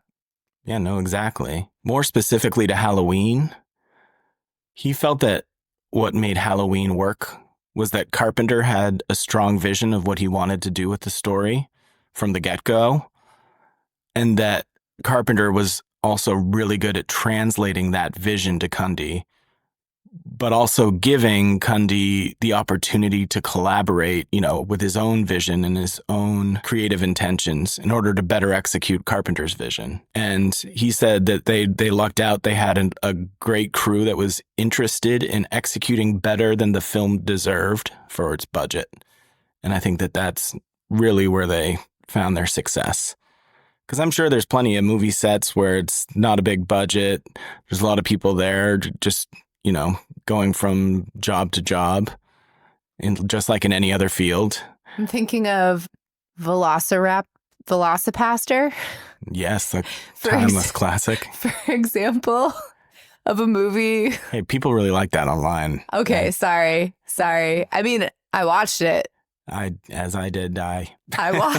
watched it. As I did I. But yeah, I think there's something magical happened with this movie, right? That it was a lot of hard work, but the communication between the people creating the movie, Carpenter's ability to translate his vision for the people who could bring that vision to life, it was magical. Just a little bit of what Cundey accomplished in this movie from a cinematography perspective. Again, I'm not an expert, but I know when I like good cinematography. I can't even necessarily describe to you what I like about it. I think this is one of those films where you can take like a screen capture from almost anywhere in the movie and it would make a cool poster or something. Yeah. And not even just a poster for this movie, but like a piece of art. Each frame is a piece of art.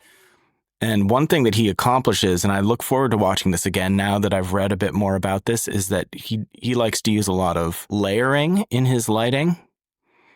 And a good example of this is when we're talking about the opening scene. It starts off with little Mikey Myers' POV, right? And at first he's kind of across the street looking at the house. And when you see the house, there's giant light lighting the house from right to left. That's a cool light. It probably has a blue gel on it.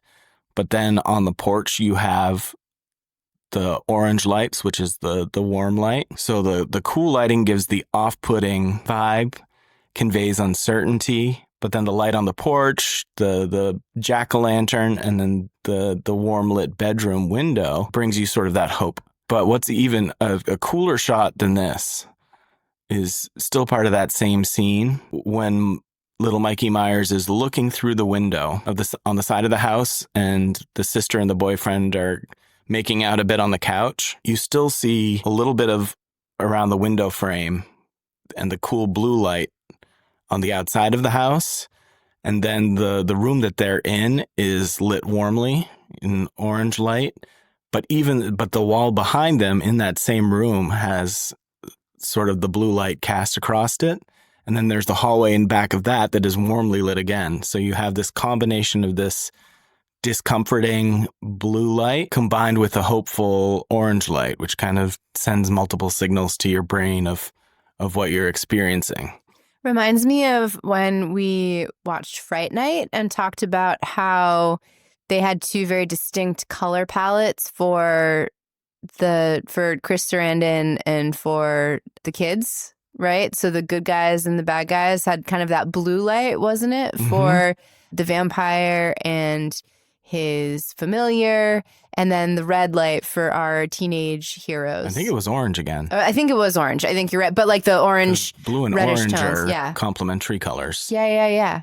But yeah, that reminded me of that. I just love the way very cool this is lit, and I look forward to examining that further next time I watch it. But that's all I have on Cundey and cinematography. Do you have much on special effects?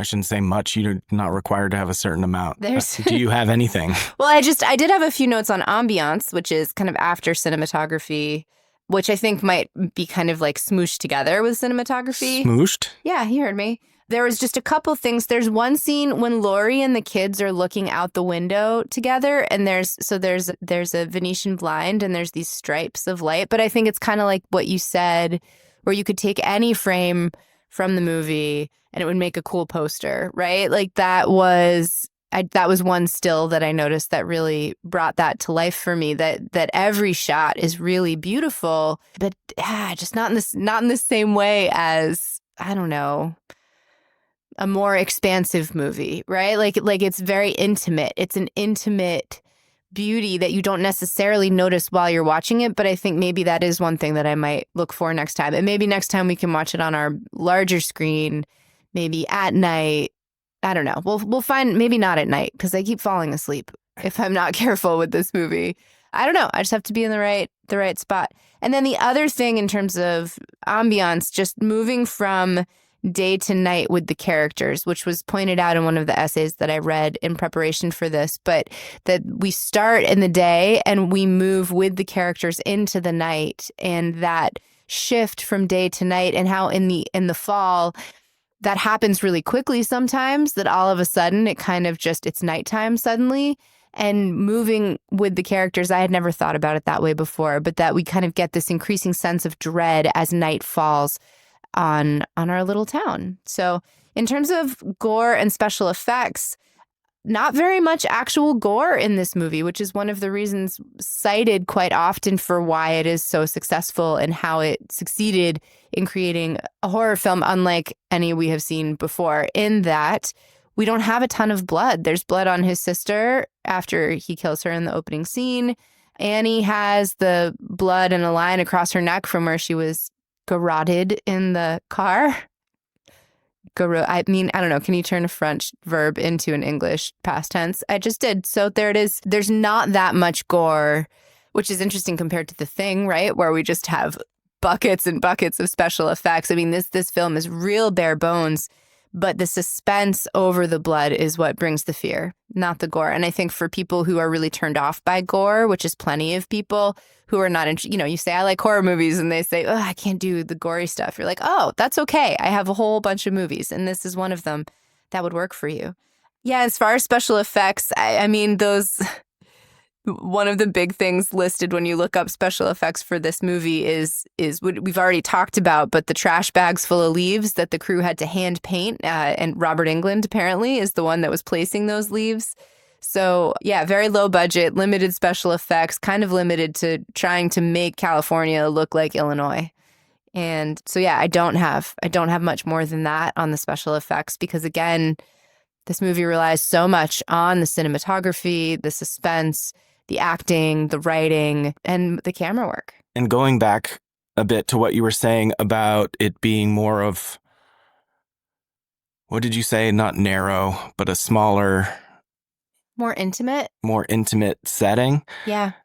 I think that was a really important aspect to what made this film so scary for audiences, especially back then. Because really, at this point, and again, there were other movies that were kind of like this. You had the sorority house in Black Christmas or what have you. But old monster movies, they were always in a castle somewhere in a foreign country.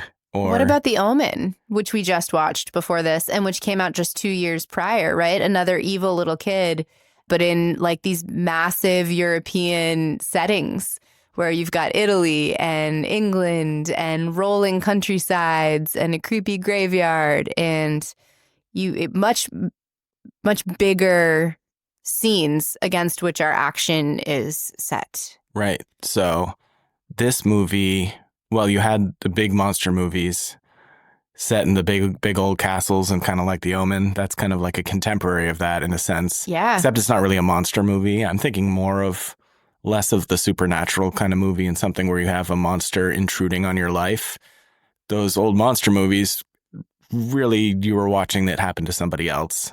And I'm sure people were scared back in the day. The whole point was the monster itself was scary, and that was what was supposed to scare you.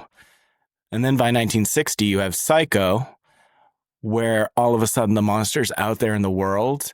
And if you're out there in the world, you could run into one of these monsters sometimes and not even know it. But then by the time Halloween comes along, all of a sudden that monster could show up in your neighborhood at any time and could be in your house at any time. And so I thought you reminded me when you said that it was more intimate, not only in the setting is it intimate, but also our relationship to the monster is a lot more intimate in this movie. Yeah, great point. That makes a lot of sense. So for music, you already mentioned my one fun fact about the music that John Carpenter's dad taught him how to play 5/4 on bongos when he was a kid. Oh, I'm sorry. No, it's okay. I'm going to mention. Next time you have a fun fact, you just send me an email that says fun fact in the subject line, and I'll get to it within 2 to 3 business days. Perfect. I will let you know about my next fun fact.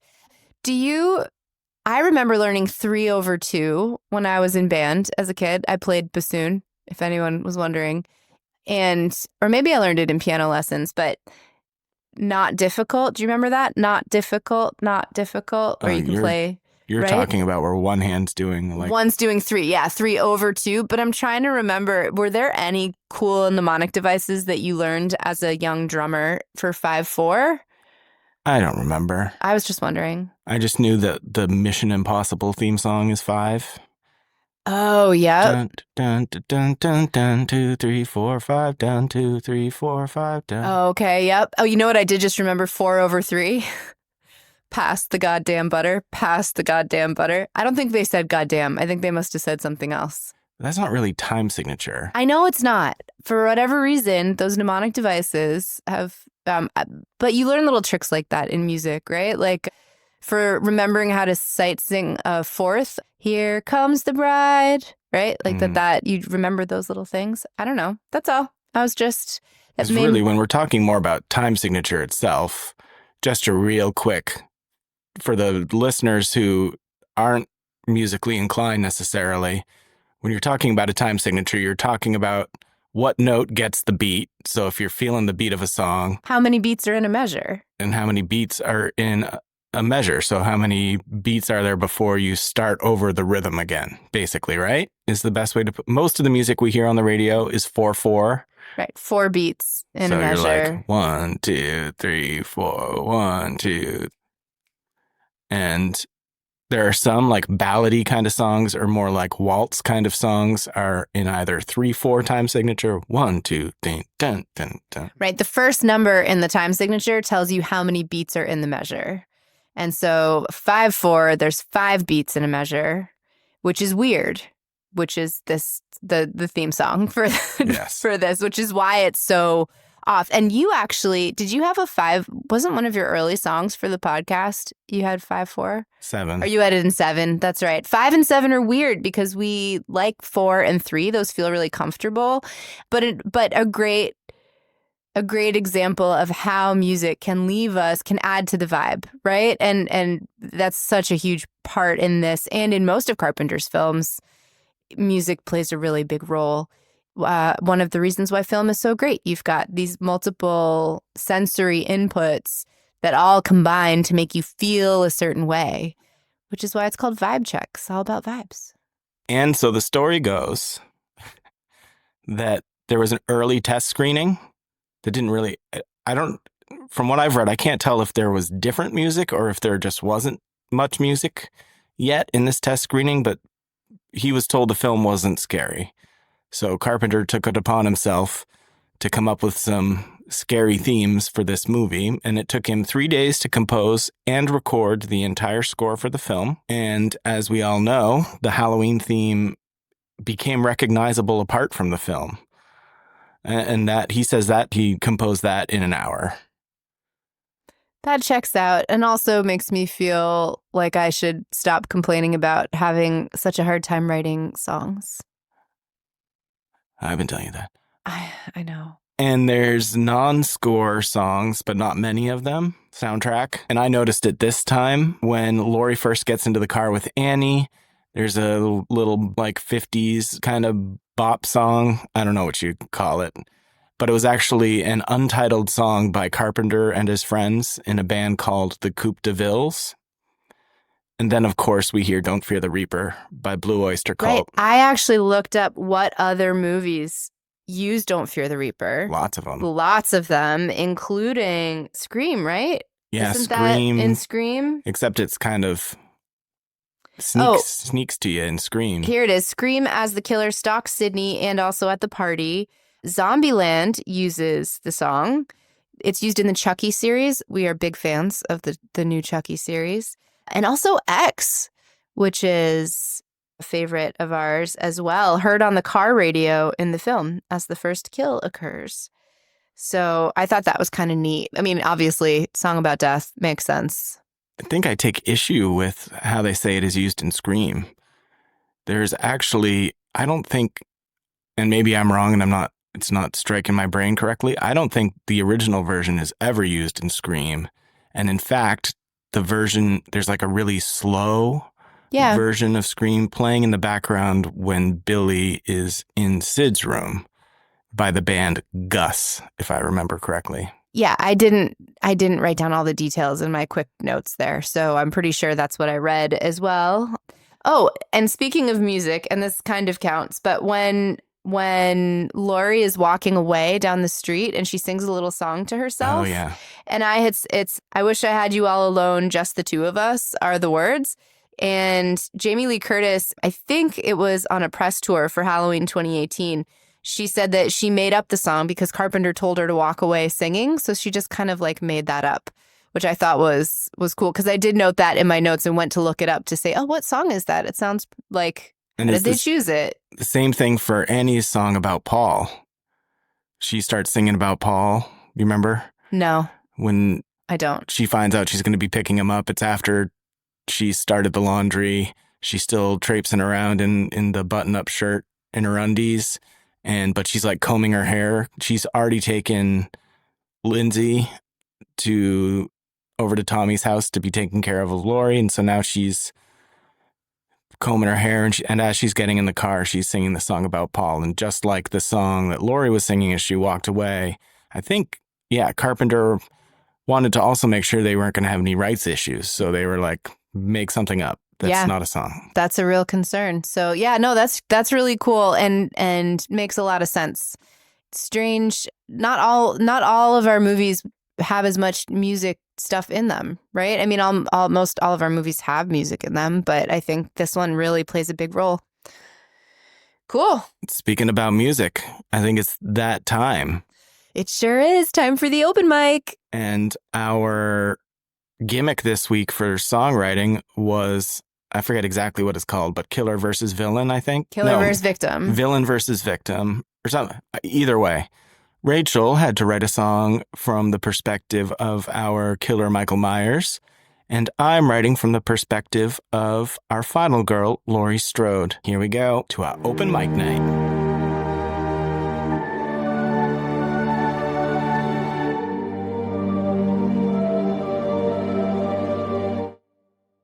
Okay, so here's my song inspired by Halloween as the victim.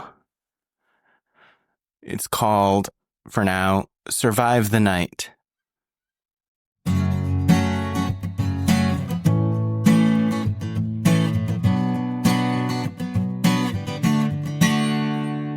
There's no such thing as a boogeyman. If there were, could only come out tonight.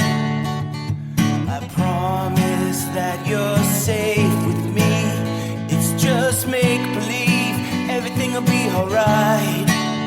But with darkness comes an alarm, as all of my closest friends grow quiet. I best go check on the rest, as I've grown uneasy in their silence. Can I survive the night? Can I survive the night? Can I survive the night? 'Cause it's coming for me. Can I survive the night? Can I survive the night? Can I survive the night? 'Cause he's coming.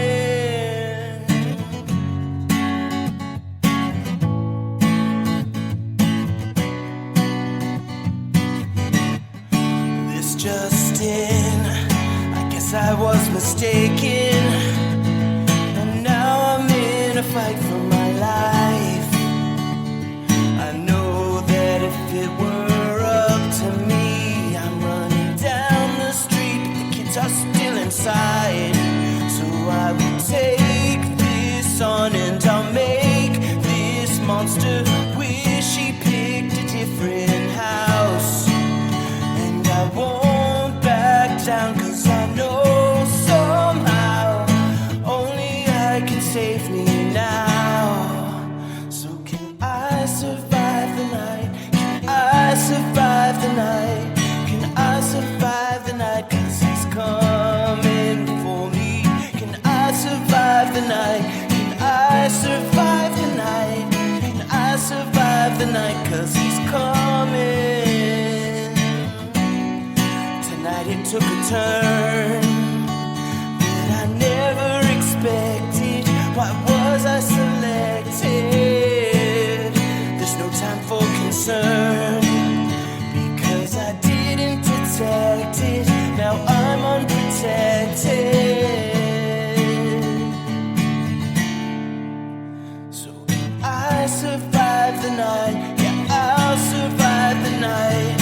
I'll survive the night, but he's coming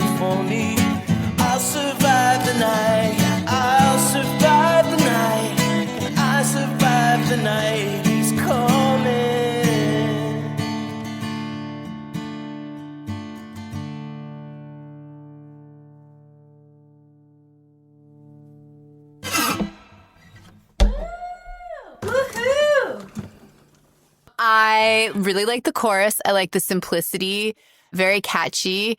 I could hear some harmonies in there that we could put in. I love that last little chord that you end the chorus on, too. Really like that little... I can't tell. It's a trade secret. I know. I wouldn't ask you to, but I really, really enjoyed it. So thank you. I needed a little bit of... a few more runs through would have been useful, but I that's know how the open mic goes. The open mic goes this way. We bring what we have, where we are, Yeah, let's do it. Mine's not going to be any more polished, so... Let's get you set up. Let's do it. Okay, so this is my song based on from the perspective of the villain. I did some experimenting here, especially on the accompaniment side, particularly the rhythm. So this is where you, as the drummer, will have to help me out if we decide to demo this one. But drummer, that's you. I just keep saying words. Will you keep repeating them? Repeating them. Okay. Stop. All right. This is The Shape.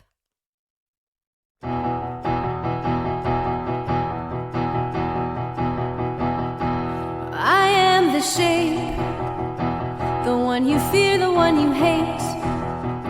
I am the mountain, I am fate. You recognize me far too late. I am the shape. As you run, you know I'm coming. So go on and keep on running. If you do, it won't get better. I am the shape and I go on forever.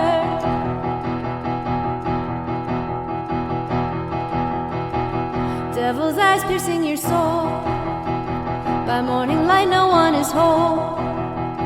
No method in my madness, so soon you will join me down below. I am the shape.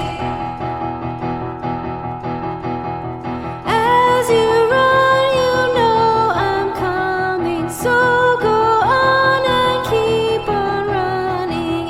If you do, it won't get better.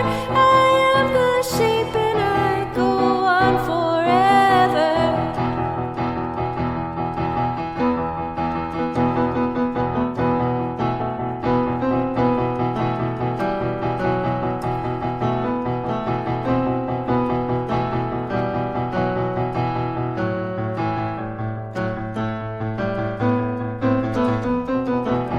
Instrumental, bridge, etc., etc.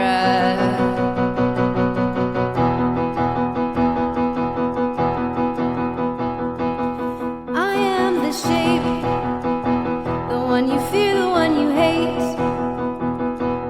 I am the shape, the one, I am the mountain, I am fate. I am the shape. And then it goes into 5 and then it finishes. The shape, there it is. I think there's a lot we could do with that. I know, but I can't play it. So that's it. That was definitely my worst performance by far. But you get the picture. Playing in 5/4 is really hard on the piano. Or maybe not if it was a little less just like the same note over and over again. If I had but you get it. 5/4, tribute to John Carpenter and the theme of the original Halloween. So I was pushing myself outside my comfort zone. So you're all here for it. Yeah. I mean, I don't think it was bad. But I mean, the performance was pretty bad. well, I mean, at the end. You wouldn't want to be playing like Fenway Park. No. And I do that, but I mean, for early stages of a creative song, that's great. Yes. So I am working. The hardest part for me in this whole deal is writing the songs and actually getting them out. And so I'm working really hard on bringing whatever I have to the table, even if I'm not satisfied with it. But you guys are all going to have to sit with me being really uncomfortable in that. But that's okay, because it is through discomfort that we grow. And so we're growing. So this is a podcast about growing and horror movies Hard and music. Okay. All right. Let's just do what's the first chord? It's just E minor. And I'm just playing open fifths. And then So, and then it goes up to A minor. So it's just 1, 4, 5. Oh, but you're playing open fifths. I'm just playing Can the you- fifths. Yeah. Can you get the minor third in that A minor? I feel like. Yeah. I'm singing the third, but not playing it. I was purposefully, Oh, there's the B. So, and then it's a B major, but a B7, not a B major 7, but B7. So, but yes, I could add the third. I spend most of my time on the rhythm on this and the words, which I'm really proud of the first verse. I'm happy with the words, but the accompaniment and the building it, all of that, I kind of. So because it was open fifths, I was going to say, why don't you make that second chord a minor chord? But it is a minor chord. It is. But my brain didn't recognize that. Oh, really? So you heard like. And I heard the whole thing is major. Really? Yeah. Hold on. Which made it I am the shape. Except I'm singing in minor. Right, that helped, especially when you started getting into the the harmonic minor scale that you were singing. That was really nice. As you run, you know I'm coming. That one? Yeah. That part? Yeah. That's very minor. To me, the whole thing is minor, but you heard major because I didn't. Oh, and yeah, that instrumental bridge. That was. Oh, don't worry about that. Yeah, okay. You'll do that. But that's the idea. So I've sketched it out for you. This is the most unfinished I've brought a song to the table, but I like it though. I like that it's pushing me. And I was sure you were going to write something in 5/4 because you wrote the song in 7/4, the second song we wrote. Yeah, it was too obvious. It was for me to do it. For you to do it. But for Right. me, who's never written a song in 5/4, this was breaking new ground. So Congratulations. everybody. Yeah, thank you. Thank you. I'm proud of myself and I'm sweating a lot, but I feel like It's partially because it's warm in here. it is true. That is true. But still, not too shabby. Longest episode so far. Let's get into losing light. It is losing. We're losing light. Oh, gosh. Losing hope.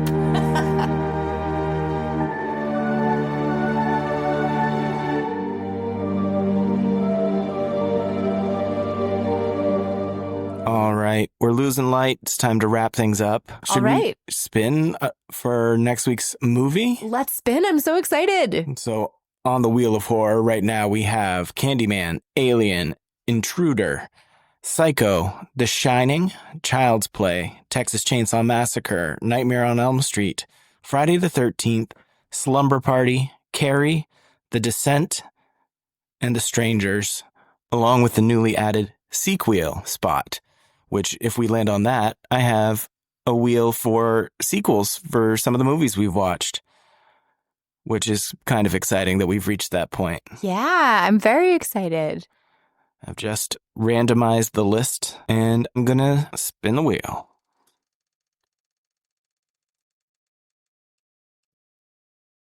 It's a shorter spin than usual. What do we got? The Descent. Oh, no. I mean, like, yes, but no. Oh, man. This one scares Rachel. She won't be sleeping during this one, I'll tell you what. This one will have me in full fight or flight the entire time. Okay. And we just watched that. I think we watched that this year. So we've watched it fairly recently.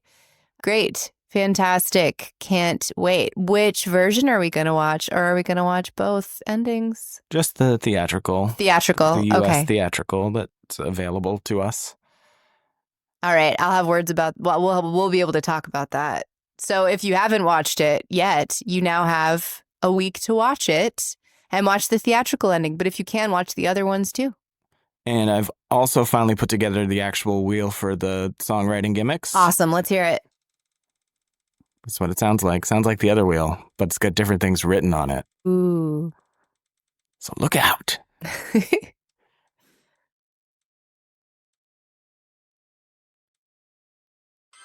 No names. No names. What's the no names gimmick? Well, Rachel, let me tell you. I have this written down. Rachel, let me tell you. No names means everything is implied. There's no direct references. Okay. No direct references. I've written maybe one of my... Wait, how many... What episode is this? 15. This is 15. So So 15. So that means we've each written 8 songs now. So because it's one song every other episode, right? So of my 8 songs, I think maybe one of my songs has maybe qualified for this. For me, I'm going to take that to mean that I'm not going to like directly reference the plot. Okay. Like it'll be more metaphorical, if that makes sense. No, that does. And I'm just thinking about the song that I wrote for The Thing specifically, which we talked about when I played it at the open mic for that movie, that song, man, I wish I had known that this was a gimmick. Not really. That wouldn't have changed anything. I'm already just thinking about it. So, this is cool. This is cool. I'm really scared of watching this movie. This is the first movie we've spun where I'm kind of like, I wish he spun something else. Well, I think that's a good thing. No, that's right. Horror movies are supposed to be scary. Maybe. But we should wrap this up. This is our longest episode to date, I believe. Jeez Louise, every episode longer and longer. That's not true. Okay. But I appreciate your concern. I think our longest before this was The Exorcist. That's fair. Yeah, but there's a lot to say about this movie, so I'm glad we said a lot of it.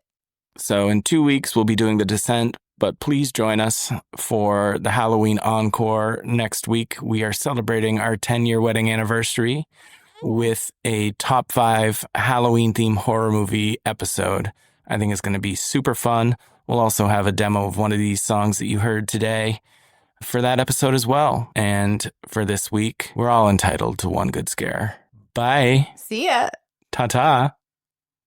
I don't have anything else. All right, bye. Bye.